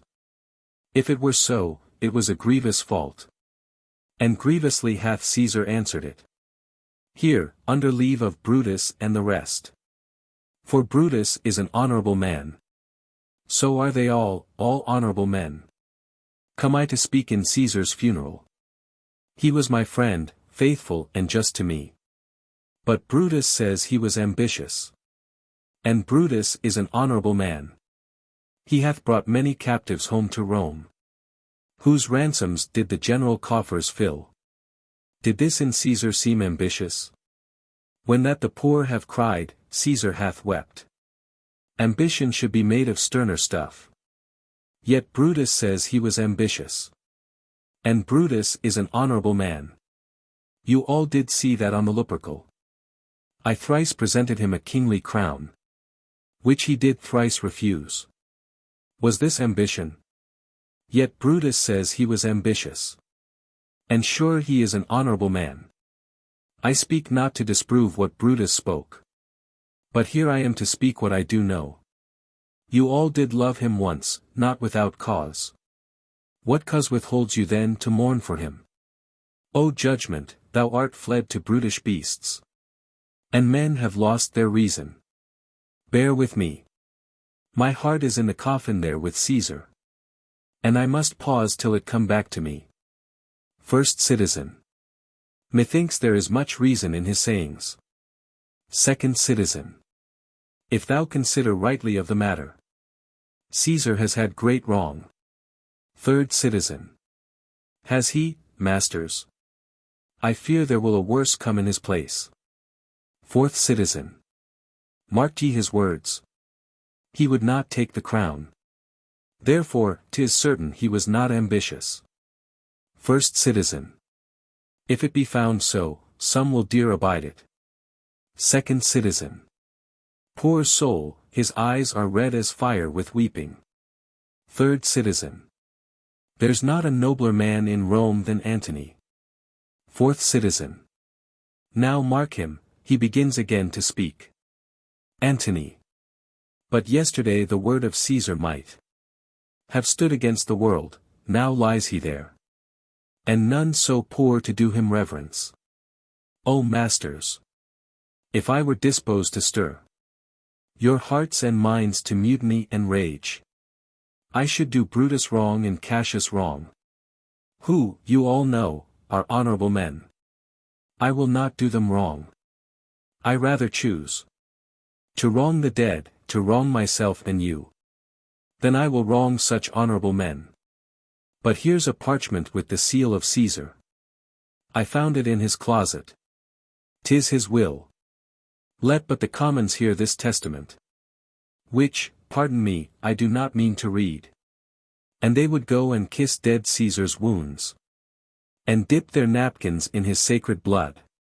Yea, beg a hair of him for memory. And, dying, mention it within their wills. Bequeathing it as a rich legacy unto their issue. Fourth citizen. Will hear the will. Read it, Mark Antony. Citizens. The will, the will. We will hear Caesar's will. Antony. Have patience, gentle friends, I must not read it. It is not meet you know how Caesar loved you. You are not wood, you are not stones, but men. And being men, hearing the will of Caesar. It will inflame you, it will make you mad. 'Tis good you know not that you are his heirs. For if you should, oh, what would come of it? Fourth citizen. Read the will. We'll hear it, Antony. You shall read us the will, Caesar's will. Antony. Will you be patient? Will you stay a while? I have o'ershot myself to tell you of it. I fear I wrong the honorable men. Whose daggers have stabbed Caesar, I do fear it. Fourth citizen. They were traitors. Honorable men. Citizens. The will. The testament. Second citizen. They were villains, murderers. The will. Read the will. Antony. You will compel me then to read the will. Then make a ring about the corpse of Caesar. And let me show you him that made the will. Shall I descend? And will you give me leave? Citizens. Come down. Second citizen. Descend. He comes down. Third citizen. You shall have leave. Fourth citizen. A ring. Stand round. First citizen. Stand from the hearse, stand from the body. Second citizen. Room for Antony, most noble Antony. Antony. Nay, press not so upon me, stand far off. Citizens. Stand back, room. Bear back. Antony. If you have tears, prepare to shed them now. You all do know this mantle. I remember the first time ever Caesar put it on. 'Twas on a summer's evening, in his tent. That day he overcame the Nervii. Look, in this place ran Cassius' dagger through. See what a rent the envious Casca made. Through this the well-beloved Brutus stabbed. And as he plucked his cursed steel away, mark how the blood of Caesar followed it. As rushing out of doors, to be resolved. If Brutus so unkindly knocked, or no. For Brutus, as you know, was Caesar's angel. Judge, O you gods, how dearly Caesar loved him. This was the most unkindest cut of all. For when the noble Caesar saw him stab, ingratitude, more strong than traitors' arms, quite vanquished him, then burst his mighty heart. And in his mantle muffling up his face, even at the base of Pompey's statue, which all the while ran blood, great Caesar fell. Oh, what a fall was there, my countrymen! Then I, and you, and all of us fell down, whilst bloody treason flourished over us.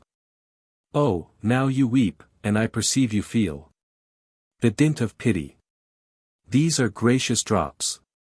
Kind souls, what weep you when you but behold our Caesar's vesture wounded? Look you here. Here is himself, marred, as you see, with traitors. First citizen.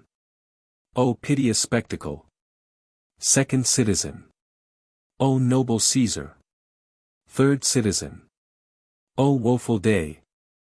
Fourth citizen. O traitors, villains. First citizen. O most bloody sight.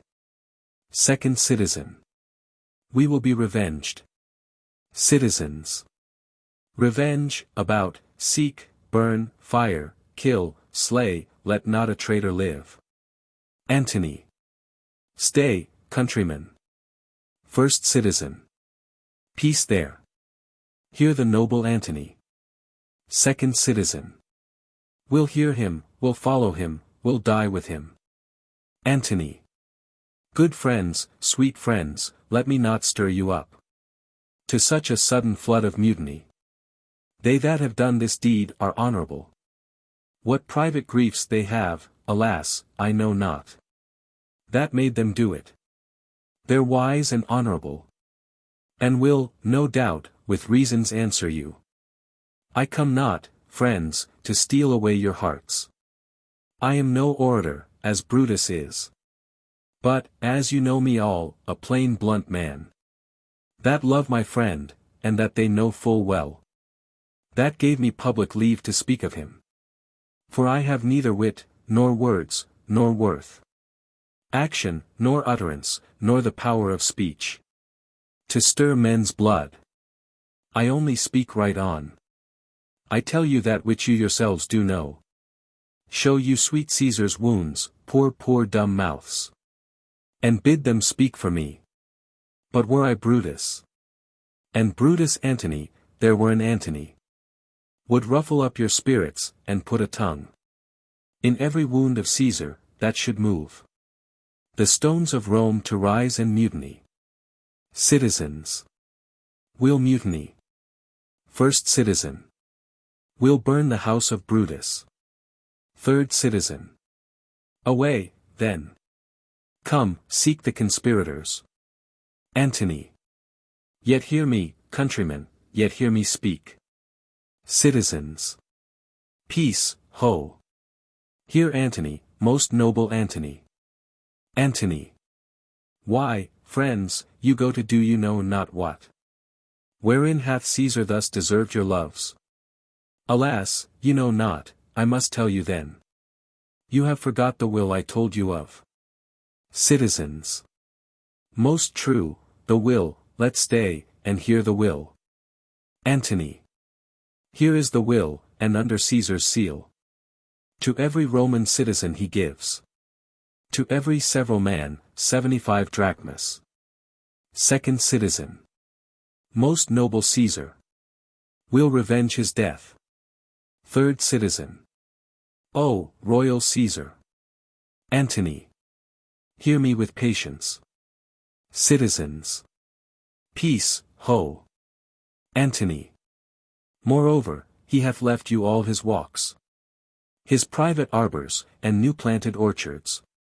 On this side Tiber, he hath left them you. And to your heirs forever. Common pleasures. To walk abroad, and recreate yourselves. Here was a Caesar.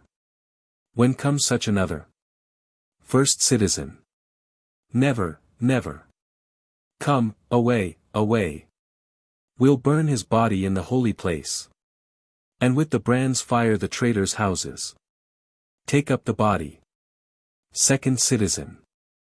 Go, fetch fire. Third citizen. Pluck down benches. Fourth citizen.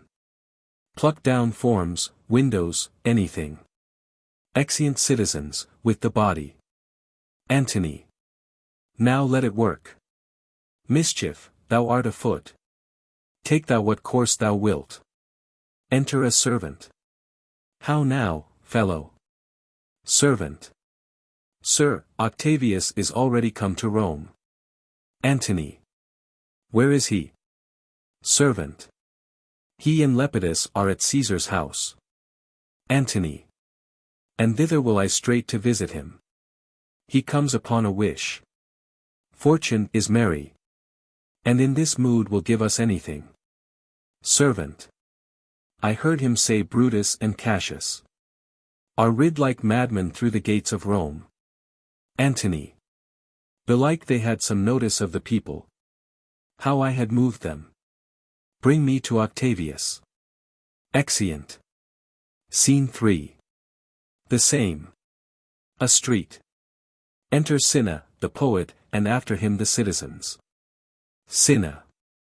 I dreamt tonight that I did feast with Caesar. And things unluckily charge my fantasy. I have no will to wander forth of doors. Yet something leads me forth. First citizen. What is your name? Second citizen. Whither are you going? Third citizen. Where do you dwell? Fourth citizen. Are you a married man or a bachelor? Second citizen. Answer every man directly. First citizen. I, and briefly. Fourth citizen. I, and wisely. Third citizen.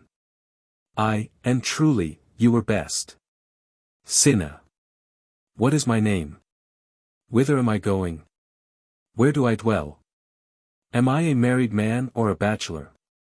Then, to answer every man directly and briefly, wisely and truly.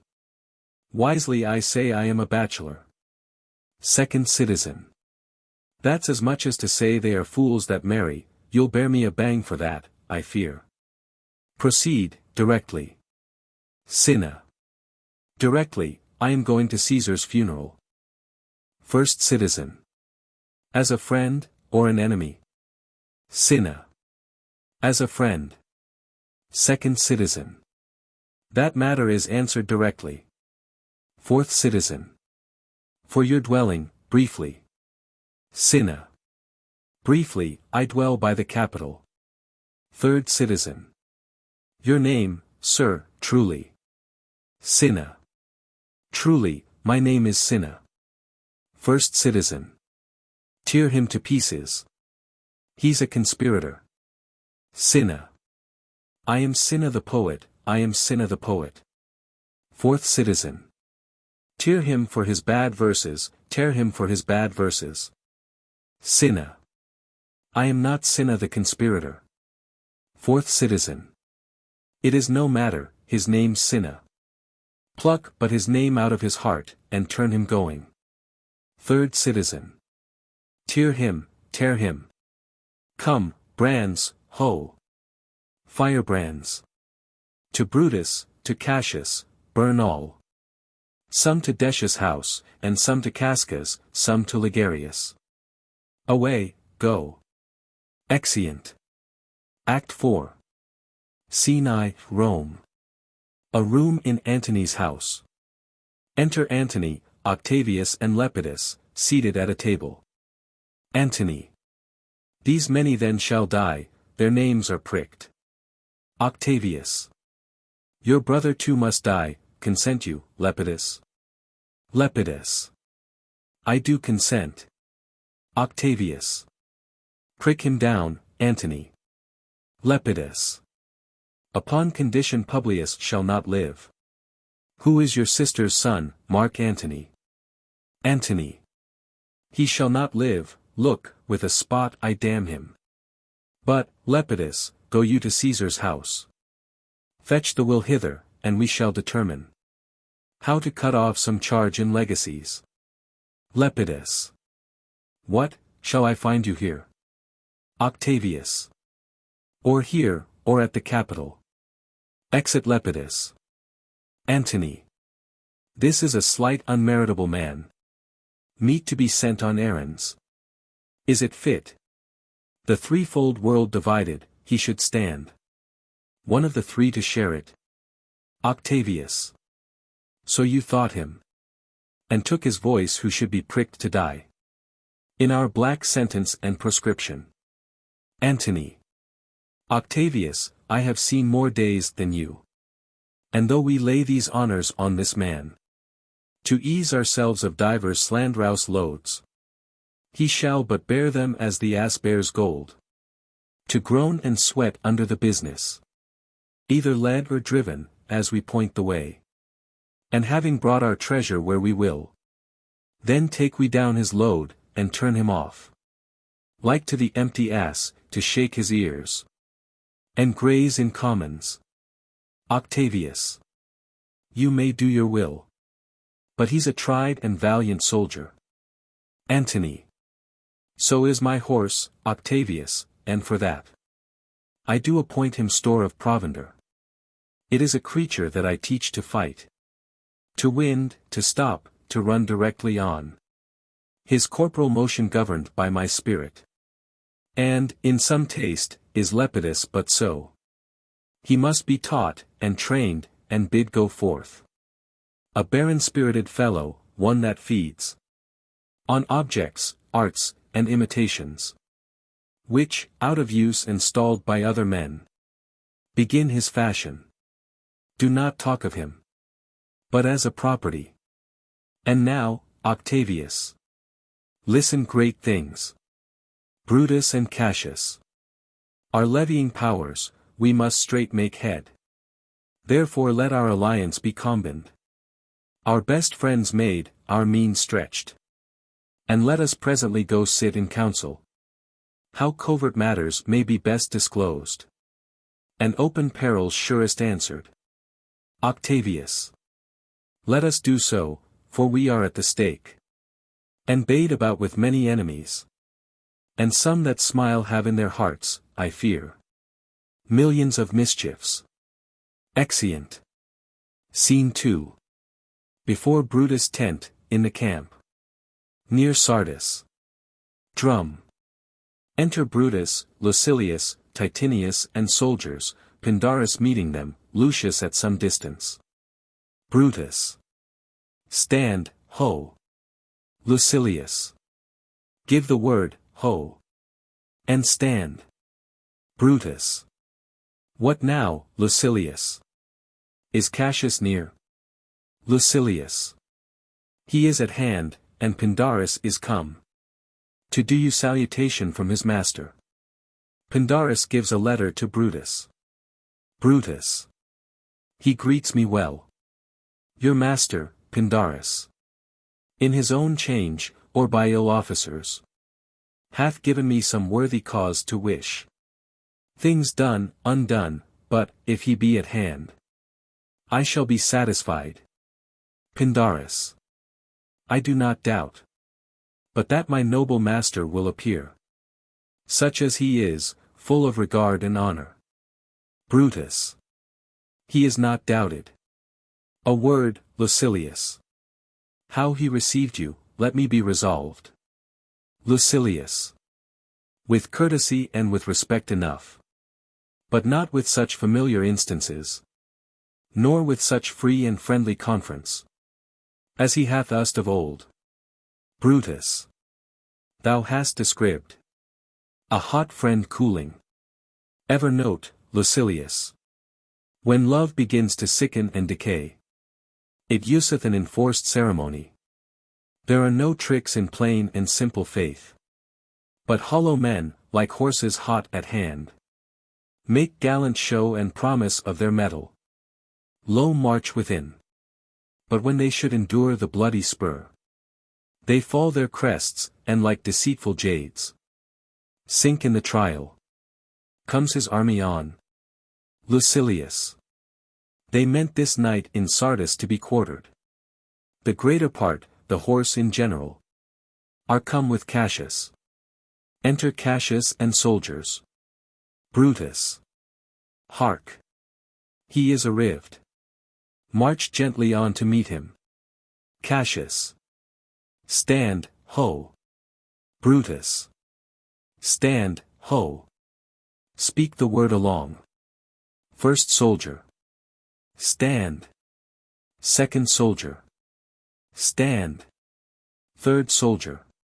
Stand. Cassius. Most noble brother, you have done me wrong. Brutus. Judge me, you gods, wrong I mine enemies? And if not so, how should I wrong a brother? Cassius. Brutus, this sober form of yours hides wrongs. And when you do them? Brutus. Cassius, be content. Speak your griefs softly, I do know you well. Before the eyes of both our armies here, which should perceive nothing but love from us. Let us not wrangle. Bid them move away. Then in my tent, Cassius, enlarge your griefs. And I will give you audience. Cassius. Pindarus. Bid our commanders lead their charges off. A little from this ground. Brutus. Lucilius, do you the like, and let no man come to our tent till we have done our conference. Lucius and Titinius, guard our door. Exeunt. Scene 3. Within the tent of Brutus. Enter Brutus and Cassius. Cassius. That you have wronged me doth appear in this. You have condemned and noted Lucius Pella for taking bribes here of the Sardians. Wherein my letters, praying on his side, because I knew the man, were slighted off. Brutus. You wronged yourself to write in such a case. Cassius. In such a time as this it is not meet that every nice offense should bear his comment. Brutus. Let me tell you, Cassius, you yourself are much condemned to have an itching palm, to sell and mart your offices for gold to undeservers. Cassius. I an itching palm. You know that you are Brutus that speak this. Or, by the gods, this speech were else your last. Brutus. The name of Cassius honors this corruption. And chastisement doth therefore hide his head. Cassius. Chastisement. Brutus. Remember March, the Ides of March remember. Did not great Julius bleed for justice' sake? What villain touched his body, that did stab? And not for justice? What? Shall one of us, that struck the foremost man of all this world, but for supporting robbers, shall we now contaminate our fingers with base bribes, and sell the mighty space of our large honors for so much trash as may be grasped thus?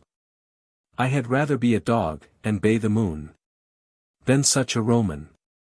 Cassius. Brutus, bait not me. I'll not endure it. You forget yourself. To hedge me in. I am a soldier, I. Older in practice, abler than yourself. To make conditions. Brutus. Go to. You are not, Cassius. Cassius. I am. Brutus. I say you are not. Cassius. Urge me no more, I shall forget myself. Have mind upon your health, tempt me no farther. Brutus. Away, slight man. Cassius. Is't possible? Brutus. Hear me, for I will speak. Must I give way and room to your rash choler? Shall I be fright when a madman stares? Cassius. O ye gods, ye gods! Must I endure all this? Brutus. All this? Ay, more, fret till your proud heart break. Go show your slaves how choleric you are. And make your bondmen tremble. Must I budge? Must I observe you? Must I stand and crouch under your testy humor? By the gods! You shall digest the venom of your spleen, though it do split you. For, from this day forth, I'll use you for my mirth, yea, for my laughter. When you are waspish. Cassius. Is it come to this? Brutus. You say you are a better soldier. Let it appear so, make your vaunting true. And it shall please me well. For mine own part, I shall be glad to learn of noble men. Cassius. You wrong me every way, you wrong me, Brutus. I said, an elder soldier, not a better. Did I say better? Brutus. If you did, I care not. Cassius. When Caesar lived, he durst not thus have moved me. Brutus. Peace, peace. You durst not so have tempted him. Cassius. I durst not. Brutus. No. Cassius. What? Durst not tempt him. Brutus. For your life you durst not. Cassius. Do not presume too much upon my love. I may do that I shall be sorry for. Brutus. You have done that you should be sorry for. There is no terror, Cassius, in your threats. For I am armed so strong in honesty, that they pass by me as the idle wind, which I respect not. I did send to you for certain sums of gold, which you denied me. For I can raise no money by vile means. By heaven, I had rather coin my heart, and drop my blood for drachmas, than to wring from the hard hands of peasants their vile trash. By any indirection, I did send to you for gold to pay my legions, which you denied me. Was that done like Cassius? Should I have answered Caius Cassius so? When Marcus Brutus grows so covetous to lock such rascal counters from his friends, be ready, gods, with all your thunderbolts. Dash him to pieces. Cassius. I denied you not. Brutus. You did. Cassius. I did not. He was but a fool. That brought my answer back. Brutus hath rived my heart. A friend should bear his friend's infirmities. But Brutus makes mine greater than they are. Brutus. I do not, till you practice them on me. Cassius. You love me not. Brutus. I do not like your faults. Cassius. A friendly eye could never see such faults. Brutus. A flatterers would not, though they do appear as huge as high Olympus. Cassius. Come, Antony, and young Octavius, come. Revenge yourselves alone on Cassius. For Cassius is weary of the world. Hated by one he loves, braved by his brother. Checked like a bondman. All his faults observed. Set in a notebook, learned and conned by rote. To cast into my teeth. Oh, I could weep my spirit from mine eyes. There is my dagger. And here my naked breast. Within, a heart. Dearer than Plutus mine, richer than gold. If that thou be'st a Roman, take it forth. I, that denied thee gold, will give my heart. Strike as thou didst at Caesar. For I know, when thou didst hate him worst, thou lovedst him better than ever thou lovedst Cassius. Brutus. Sheath your dagger. Be angry when you will, it shall have scope. Do what you will, dishonor shall be humor. O Cassius, you are yoked with a lamb that carries anger as the flint bears fire. Who, much enforced, shows a hasty spark, and straight is cold again. Cassius. Hath Cassius lived to be but mirth and laughter to his Brutus, when grief and blood ill-tempered vexeth him? Brutus. When I spoke that, I was ill-tempered too. Cassius. Do you confess so much? Give me your hand. Brutus. And my heart too. Cassius. O Brutus. Brutus. What's the matter? Cassius. Have not you love enough to bear with me, when that rash humor which my mother gave me makes me forgetful? Brutus. Yes, Cassius. And from henceforth, when you are over-earnest with your Brutus, he'll think your mother chides, and leave you so. Enter Poet, followed by Lucilius, Titinius and Lucius. Poet. Within. Let me go in to see the generals. There is some grudge between them, 'tis not meet they be alone. Lucilius. Within. You shall not come to them. Poet. Within. Nothing but death shall stay me. Cassius. How now? What's the matter? Poet. For shame, you generals. What do you mean? Love, and be friends, as two such men should be. For I have seen more years, I'm sure, than ye. Cassius. Ha, ha. How vilely doth this cynic rhyme. Brutus. Get you hence, sirrah. Saucy fellow, hence. Cassius. Bear with him, Brutus, 'tis his fashion. Brutus. I'll know his humor when he knows his time. What should the wars do with these jigging fools? Companion, hence. Cassius. Away, away, be gone. Exit poet. Brutus. Lucilius and Titinius, bid the commanders prepare to lodge their companies tonight. Cassius. And come yourselves and bring Messala with you. Immediately to us. Exeunt Lucilius and Titinius.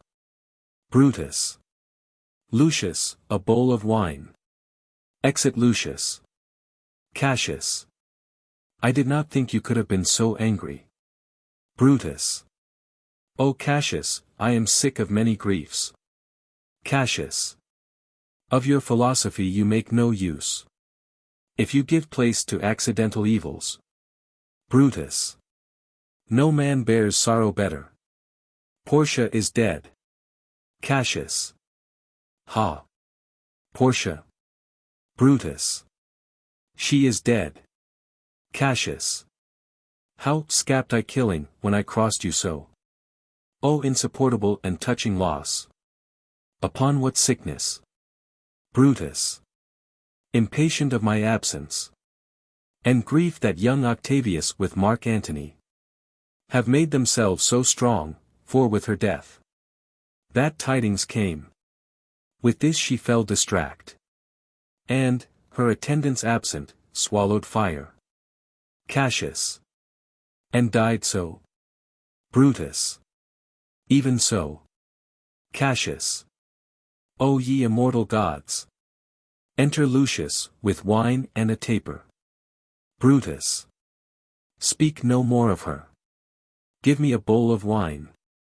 In this I bury all unkindness, Cassius. Drinks. Cassius. My heart is thirsty for that noble pledge. Fill, Lucius, till the wine o'erswell the cup. I cannot drink too much of Brutus' love. Drinks. Exit Lucius. Enter Titinius and Messala. Brutus. Come in, Titinius. Welcome, good Messala. Now sit we close about this taper here. And call in question our necessities. Cassius. Portia, art thou gone? Brutus. No more, I pray you. Messala, I have here received letters. That young Octavius and Mark Antony come down upon us with a mighty power, bending their expedition toward Philippi. Messala. Myself have letters of the selfsame tenor. Brutus. With what addition? Messala. That by proscription and bills of outlawry. Octavius, Antony, and Lepidus have put to death 100 senators. Brutus. Therein our letters do not well agree. Mine speak of 70 senators that died by their proscriptions, Cicero being one. Cassius. Cicero one. Messala. Cicero is dead. And by that order of proscription. Had you your letters from your wife, my lord? Brutus. No, Messala. Messala. Nor nothing in your letters writ of her? Brutus. Nothing, Messala. Messala. That, methinks, is strange. Brutus. Why ask you? Hear you aught of her in yours? Messala. No, my lord. Brutus. Now as you are a Roman, tell me true. Messala. Then like a Roman bear the truth I tell. For certain she is dead, and by strange manner. Brutus. Why, farewell, Portia. We must die, Messala. With meditating that she must die once. I have the patience to endure it now. Messala. Even so great men great losses should endure. Cassius. I have as much of this in art as you. But yet my nature could not bear it so. Brutus. Well, to our work alive. What do you think? Of marching to Philippi presently? Cassius. I do not think it good. Brutus. Your reason? Cassius. This it is.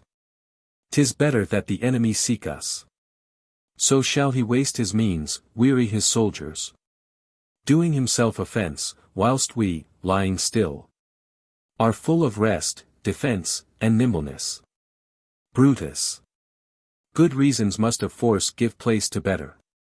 The people, twixt Philippi and this ground, do stand but in a forced affection. For they have grudged us contribution. The enemy, marching along by them shall make a fuller number up.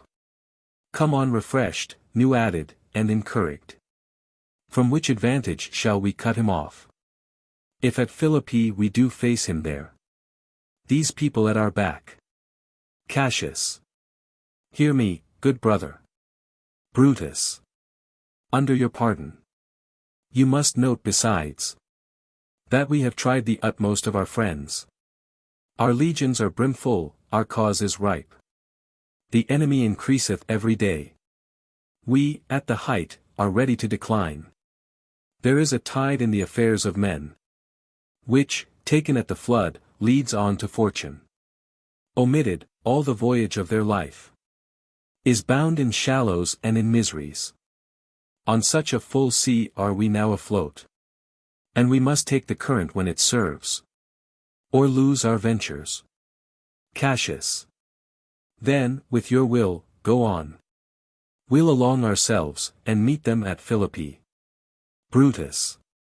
The deep of night is crept upon our talk. And nature must obey necessity, which we will niggard with a little rest. There is no more to say. Cassius. No more. Good night. Early tomorrow will we rise, and hence. Enter Lucius. Brutus. Lucius. My gown. Exit Lucius. Farewell now, good Messala. Good night, Titinius. Noble, noble Cassius. Good night, and good repose. Cassius. O my dear brother. This was an ill beginning of the night. Never comes such division, 'tween our souls. Let it not, Brutus. Enter Lucius with the gown. Brutus. Everything is well. Cassius. Good night, my lord. Brutus. Good night, good brother. Titinius and Messala. Good night, Lord Brutus. Brutus. Farewell, everyone. Exeunt Cassius, Titinius and Messala. Give me the gown. Where is thy instrument? Lucius. Here in the tent. Brutus. What, thou speak'st drowsily. Poor knave, I blame thee not, thou art o'erwatched. Call Claudius and some other of my men. I'll have them sleep on cushions in my tent. Lucius. Varro and Claudius. Enter Varro and Claudius. Varro. Calls my lord. Brutus. I pray you, sirs, lie in my tent and sleep. It may be I shall raise you by and by. On business to my brother Cassius. Varro. So please you, we will stand and watch your pleasure. Brutus. I will not have it so, lie down, good sirs. It may be I shall otherwise bethink me. Look, Lucius, here's the book I sought for so. I put it in the pocket of my gown. Servants lie down. Lucius. I was sure your lordship did not give it me. Brutus. Bear with me, good boy, I am much forgetful. Canst thou hold up thy heavy eyes awhile? And touch thy instrument a strain or two? Lucius. I, my lord, an't please you. Brutus. It does, my boy. I trouble thee too much, but thou art willing. Lucius. It is my duty, sir. Brutus. I should not urge thy duty past thy might. I know young bloods look for a time of rest. Lucius. I have slept, my lord, already. Brutus. It was well done, and thou shalt sleep again. I will not hold thee long. If I do live, I will be good to thee. Lucius plays and sings till he falls asleep. This is a sleepy tune. O murderous slumber! Layest thou thy leaden mace upon my boy? That plays thee music? Gentle knave, good night. I will not do thee so much wrong to wake thee. If thou dost nod, thou break'st thy instrument. I'll take it from thee, and, good boy, good night. Let me see, is not the leaf turned down? Where I left reading. Here it is, I think. Enter the ghost of Caesar. How ill this taper burns. Ha! Who comes here? I think it is the weakness of mine eyes that shapes this monstrous apparition. It comes upon me. Art thou anything? Art thou some god, some angel, or some devil? That makes my blood cold and my hair to stare. Speak to me what thou art. Ghost. Thy evil spirit, Brutus. Brutus. Why comest thou? Ghost. To tell thee thou shalt see me at Philippi. Brutus. Well. Then I shall see thee again. Ghost. At Philippi. Brutus. Why, I will see thee at Philippi then. Ghost vanishes. Now I have taken heart, thou vanishest. Ill spirit, I would hold more talk with thee. Boy. Lucius. Varro. Claudius. Sirs, awake. Claudius. Lucius. The strings, my lord, are false. Brutus. He thinks he still is at his instrument. Lucius, awake. Lucius. My lord. Brutus. Didst thou dream, Lucius, that thou so criedst out? Lucius. My lord, I do not know that I did cry. Brutus. Yes, that thou didst. Didst thou see anything? Lucius. Nothing, my lord.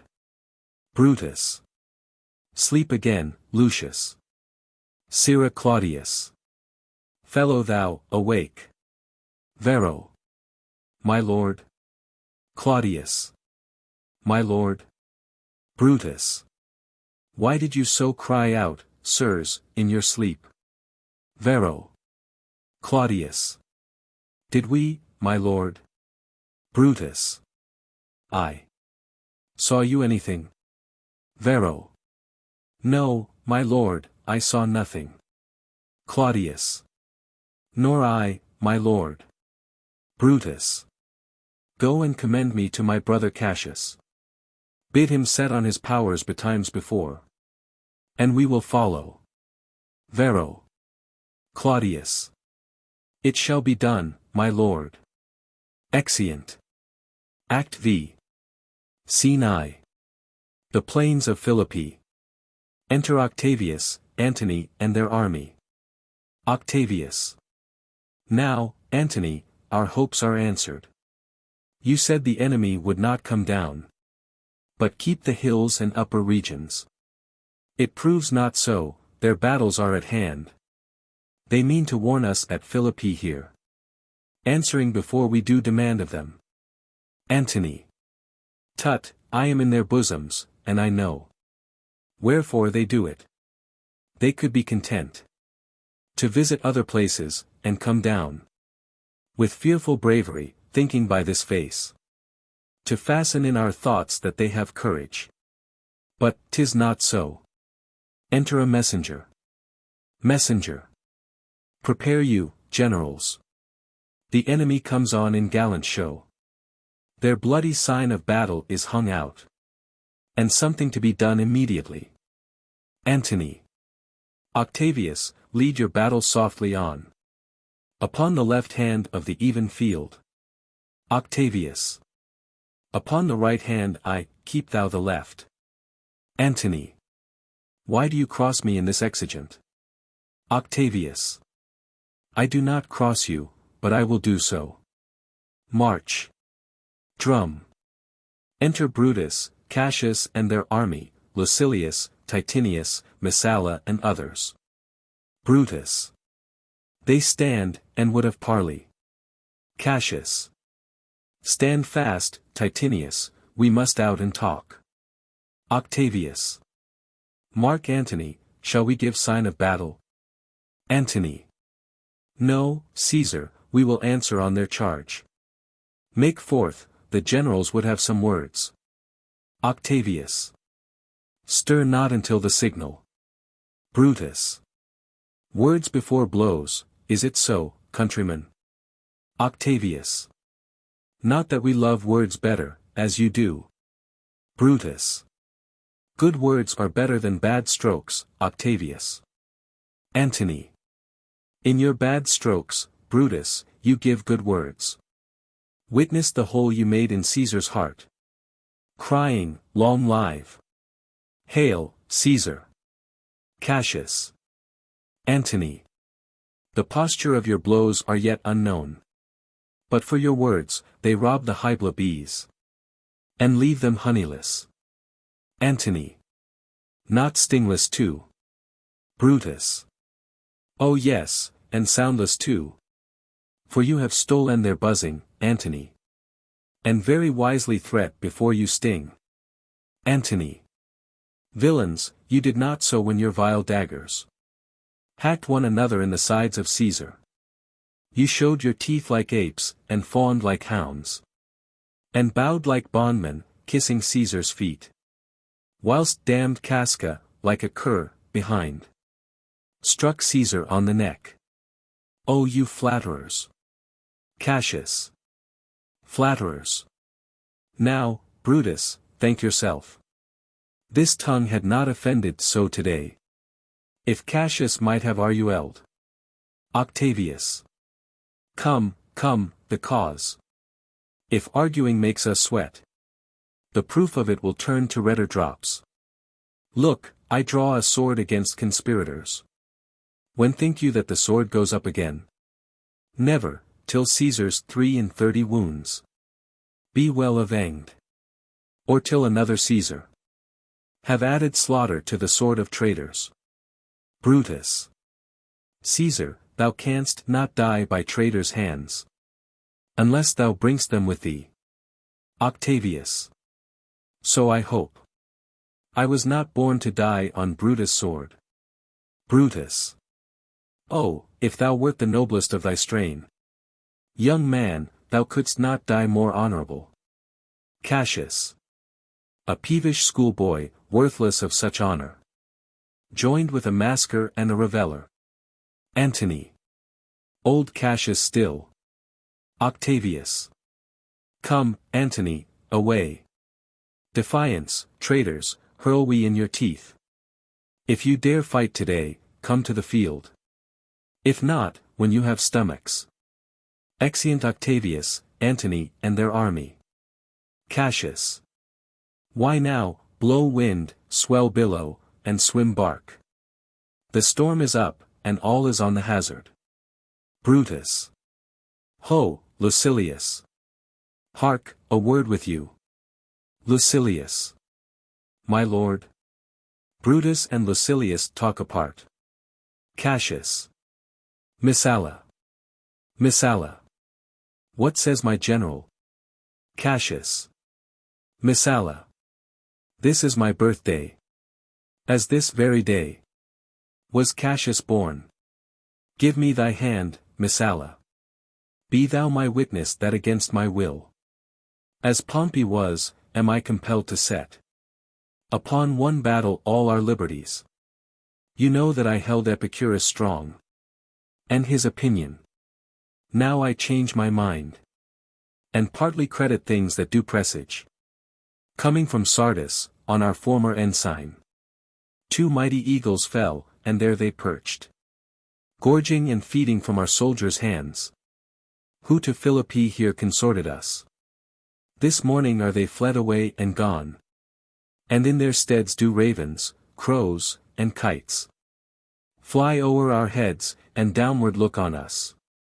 As we were sickly prey, their shadows seem a canopy most fatal, under which our army lies, ready to give up the ghost. Messala. Believe not so. Cassius. I but believe it partly. For I am fresh of spirit and resolved to meet all perils very constantly. Brutus. Even so, Lucilius. Cassius. Now, most noble Brutus. The gods today stand friendly, that we may, lovers in peace, lead on our days to age. But, since the affairs of men rest still uncertain, let's reason with the worst that may befall. If we do lose this battle, then is this the very last time we shall speak together. What are you then determined to do? Brutus. Even by the rule of that philosophy, by which I did blame Cato for the death which he did give himself, I know not how. But I do find it cowardly and vile, for fear of what might fall, so to prevent the time of life, arming myself with patience, to stay the providence of some high powers that govern us below. Cassius. Then, if we lose this battle, you are contented to be led in triumph through the streets of Rome? Brutus. No, Cassius, no, think not, thou noble Roman, that ever Brutus will go bound to Rome. He bears too great a mind. But this same day must end that work the Ides of March begun. And whether we shall meet again I know not. Therefore our everlasting farewell take. Forever, and forever, farewell, Cassius. If we do meet again, why, we shall smile. If not, why then this parting was well made. Cassius. Forever and forever farewell, Brutus. If we do meet again, we'll smile indeed. If not, 'tis true this parting was well made. Brutus. Why then, lead on. Oh, that a man might know the end of this day's business ere it come.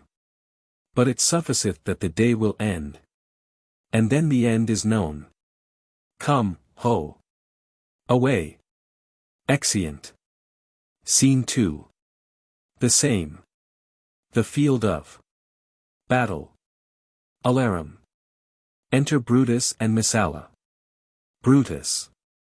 Ride, ride, Messala, ride, and give these bills unto the legions on the other side. Loud alarum. Let them set on at once, for I perceive but cold demeanor in Octavius' wing, and sudden push gives them the overthrow. Ride, ride, Messala. Let them all come down. Exeunt. Scene 3. Another part of the field. Alarum. Enter Cassius and Titinius. Cassius. Oh, look, Titinius, look, the villains fly. Myself have to mine own turned enemy. This ensign here of mine was turning back. I slew the coward, and did take it from him. Titinius. O Cassius, Brutus gave the word too early. Who, having some advantage on Octavius, took it too eagerly, his soldiers fell to spoil. Whilst we by Antony are all enclosed. Enter Pindarus. Pindarus. Fly further off, my lord, fly further off. Mark Antony is in your tents, my lord. Fly, therefore, noble Cassius, fly far off. Cassius. This hill is far enough. Look, look, Titinius. Are those my tents where I perceive the fire? Titinius. They are, my lord. Cassius. Titinius, if thou lovest me, mount thou my horse and hide thy spurs in him, till he have brought thee up to yonder troops. And here again, that I may rest assured. Whether yon troops are friend or enemy. Titinius. I will be here again, even with a thought. Exit. Cassius. Go, Pindarus, get higher on that hill. My sight was ever thick. Regard Titinius. And tell me what thou notest about the field. Pindarus goes up. This day I breathed first. Time is come round. And where I did begin, there shall I end. My life is run his compass. Sirrah, what news? Pindarus. Above. O my lord. Cassius. What news? Pindarus. Above. Titinius is enclosed round about. With horsemen, that make to him on the spur. Yet he spurs on. Now they are almost on him. Now, Titinius. Now some light. Oh, he lights too. He's ta'en. Shout. And, hark. They shout for joy. Cassius. Come down. Behold no more. Oh, coward that I am, to live so long. To see my best friend ta'en before my face. Pindarus descends. Come hither, Sirrah. In Parthia did I take thee prisoner. And then I swore thee, saving of thy life, that whatsoever I did bid thee do, thou shouldst attempt it. Come now, keep thine oath. Now be a freeman, and with this good sword, that ran through Caesar's bowels, search this bosom. Stand not to answer. Here, take thou the hilts. And when my face is covered, as 'tis now, guide thou the sword. Caesar, thou art revenged. Even with the sword that killed thee. Dies. Pindarus. So, I am free, yet would not so have been. Durst I have done my will. O Cassius. Far from this country Pindarus shall run. Where never Roman shall take note of him. Exit. Enter Titinius with Messala. Messala. It is but change, Titinius. For Octavius is overthrown by noble Brutus' power, as Cassius' legions are by Antony. Titinius. These tidings would well comfort Cassius. Messala. Where did you leave him? Titinius. All disconsolate. With Pindarus his bondman, on this hill. Messala. Is not that he that lies upon the ground? Titinius. He lies not like the living. O my heart.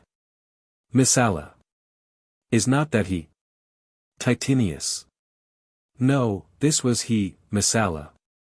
But Cassius is no more. O setting sun. As in thy red rays thou dost sink to night, so in his red blood Cassius' day is set. The sun of Rome is set. Our day is gone. Clouds, dews, and dangers come, our deeds are done. Mistrust of my success hath done this deed. Messala. Mistrust of good success hath done this deed. O hateful error, melancholy's child. Why dost thou show to the apt thoughts of men the things that are not? O error, soon conceived. Thou never comest unto a happy birth, but kill'st the mother that engendered thee. Titinius. What, Pindarus? Where art thou, Pindarus? Messala. Seek him, Titinius, whilst I go to meet the noble Brutus, thrusting this report into his ears. I may say thrusting it, for piercing steel and darts envenomed shall be as welcome to the ears of Brutus as tidings of this sight. Titinius. Hie you, Messala. And I will seek for Pindarus the while. Exit Messala. Why didst thou send me forth, brave Cassius? Did I not meet thy friends? And did not they put on my brows this wreath of victory, and bid me give it thee? Didst thou not hear their shouts? Alas, thou hast misconstrued everything. But, hold thee, take this garland on thy brow. Thy Brutus bid me give it thee, and I will do his bidding. Brutus, come apace. And see how I regarded Caius Cassius. By your leave, gods. This is a Roman's part. Come, Cassius' sword, and find Titinius' heart. Dies. Alarum. Enter Brutus, Messala, young Cato, Strato, Volumnius and Lucilius. Brutus. Where, Messala, doth his body lie? Messala. Lo, yonder, and Titinius mourning it. Brutus. Titinius' face is upward. Cato. He is slain. Brutus. O Julius Caesar, thou art mighty yet. Thy spirit walks abroad, and turns our swords in our own proper entrails. Lo alarums. Cato. Brave Titinius. Look whether he have not crowned dead Cassius. Brutus. Are yet 2 Romans living such as these? The last of all the Romans, fare thee well. It is impossible that ever Rome should breed thy fellow friends. I owe more tears to this dead man than you shall see me pay. I shall find time, Cassius, I shall find time. Come therefore, and to Thassos send his body. His funerals shall not be in our camp, lest it discomfort us. Lucilius, come. And come, young Cato, let us to the field. Labio and Flavius, set our battles on. 'Tis 3 o'clock, and Romans, yet ere night. We shall try fortune in a second fight. Exeunt. Scene 4. Another part of the field. Alarum. Enter fighting soldiers of both armies, then Brutus, Messala, young Cato, Lucilius, Flavius and others. Brutus. Yet, countrymen, oh, yet hold up your heads. Cato. What bastard doth not? Who will go with me? I will proclaim my name about the field. I am the son of Marcus Cato, ho! A foe to tyrants, and my country's friend. I am the son of Marcus Cato, ho! Charges the enemy. Lucilius. And I am Brutus, Marcus Brutus, I. Brutus, my country's friend, know me for Brutus. Exit, charging the enemy. Cato is overpowered, and falls. Lucilius. O young and noble Cato, art thou down? Why, now thou deest as bravely as Titinius. And mayst be honored, being Cato's son. First soldier. Yield, or thou deest. Lucilius. Only I yield to die. There is so much that thou wilt kill me straight. Offering money. Kill Brutus, and be honored in his death. First soldier. We must not. A noble prisoner. Second soldier. Room, ho! Tell Antony, Brutus is ta'en. First soldier. I'll tell the news. Here comes the general. Enter Antony. Brutus is ta'en, my lord. Antony. Where is he? Lucilius. Safe, Antony, Brutus is safe enough. I dare assure thee that no enemy shall ever take alive the noble Brutus. The gods defend him from so great a shame. When you do find him, or alive or dead, he will be found like Brutus, like himself. Antony. This is not Brutus, friend. But, I assure you, a prize no less in worth. Keep this man safe. Give him all kindness. I had rather have such men my friends than enemies. Go on. And see whether Brutus be alive or dead. And bring us word unto Octavius' tent. How everything is chanked. Exeunt. Scene V. Another part of the field. Enter Brutus, Dardanius, Clitus, Strato and Volumnius. Brutus. Come, poor remains of friends, rest on this rock. Clitus. Statilius showed the torchlight, but, my lord. He came not back, he is or ta'en or slain. Brutus. Sit thee down, Clitus. Slaying is the word. It is a deed in fashion. Hark thee, Clitus. Whispering. Clitus. What, I, my lord? No, not for all the world. Brutus. Peace then, no words. Clitus. I'll rather kill myself. Brutus. Hark thee, Dardanius. Whispers him. Dardanius. Shall I do such a deed? Clitus. O Dardanius. Dardanius. O Clitus. Clitus. What ill request did Brutus make to thee? Dardanius. To kill him, Clitus. Look, he meditates. Clitus. Now is that noble vessel full of grief, that it runs over even at his eyes. Brutus. Come hither, good Volumnius, list a word.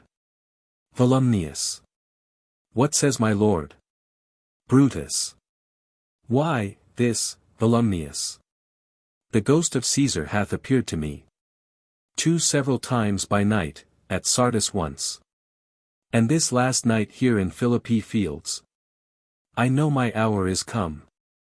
Volumnius. Not so, my lord. Brutus. Nay, I am sure it is, Volumnius. Thou sayest the world, Volumnius, how it goes. Our enemies have beat us to the pit. Lo alarums. It is more worthy to leap in ourselves than tarry till they push us. Good Volumnius. Thou know'st that we two went to school together. Even for that our love of old, I Perithe. Hold thou my sword hilts, whilst I run on it. Volumnius. That's not an office for a friend, my lord. Alarum still. Clitus. Fly, fly, my lord. There is no tarrying here. Brutus. Farewell to you, and you, Volumnius. Strato, thou hast been all this while asleep. Farewell to thee too, Strato. Countryman. My heart doth joy, that yet in all my life I found no man but he was true to me. I shall have glory by this losing day, more than Octavius and Mark Antony. By this vile conquest shall attain unto. So fare you well at once. For Brutus' tongue hath almost ended his life's history. Night hangs upon mine eyes, my bones would rest, that have but labored to attain this hour. Alarums. Cry within, fly, fly, fly. Clitus. Fly, my lord, fly. Brutus. Hence. I will follow. Exeunt Clitus, Dardanius and Volumnius. I Perithe, Strato, stay thou by thy lord. Thou art a fellow of a good respect. Thy life hath had some smatch of honor in it. Hold then my sword, and turn away thy face, while I do run upon it. Wilt thou, Strato? Strato. Give me your hand first. Fare you well, my lord. Brutus. Farewell, good Strato. Caesar, now be still. I killed not thee with half so good a will. He runs on his sword, and dies. Alarum. Retreat. Enter Antony, Octavius, Messala, Lucilius and the army. Octavius. What man is that? Messala. My master's man. Strato, where is thy master? Strato. Free from the bondage you are in, Messala. The conquerors can but make a fire of him. For Brutus only overcame himself, and no man else hath honor by his death. Lucilius. So Brutus should be found. I thank thee, Brutus, that thou hast proved Lucilius' saying true. Octavius. All that served Brutus, I will entertain them. Fellow, wilt thou bestow thy time with me? Strato. I, if Messala will prefer me to you. Octavius. Do so, good Messala. Messala. How died my master, Strato? Strato. I held the sword, and he did run on it. Messala. Octavius, then take him to follow thee. That did the latest service to my master. Antony. This was the noblest Roman of them all. All the conspirators save only he. Did that they did in envy of great Caesar. He only, in a general honest thought, and common good to all, made one of them. His life was gentle, and the elements so mixed in him that nature might stand up and say to all the world, this was a man. Octavius. According to his virtue let us use him. With all respect and rites of burial. Within my tent his bones tonight shall lie. Most like a soldier, ordered honorably. So call the field to rest, and let's away. To part the glories of this happy day. Exeunt.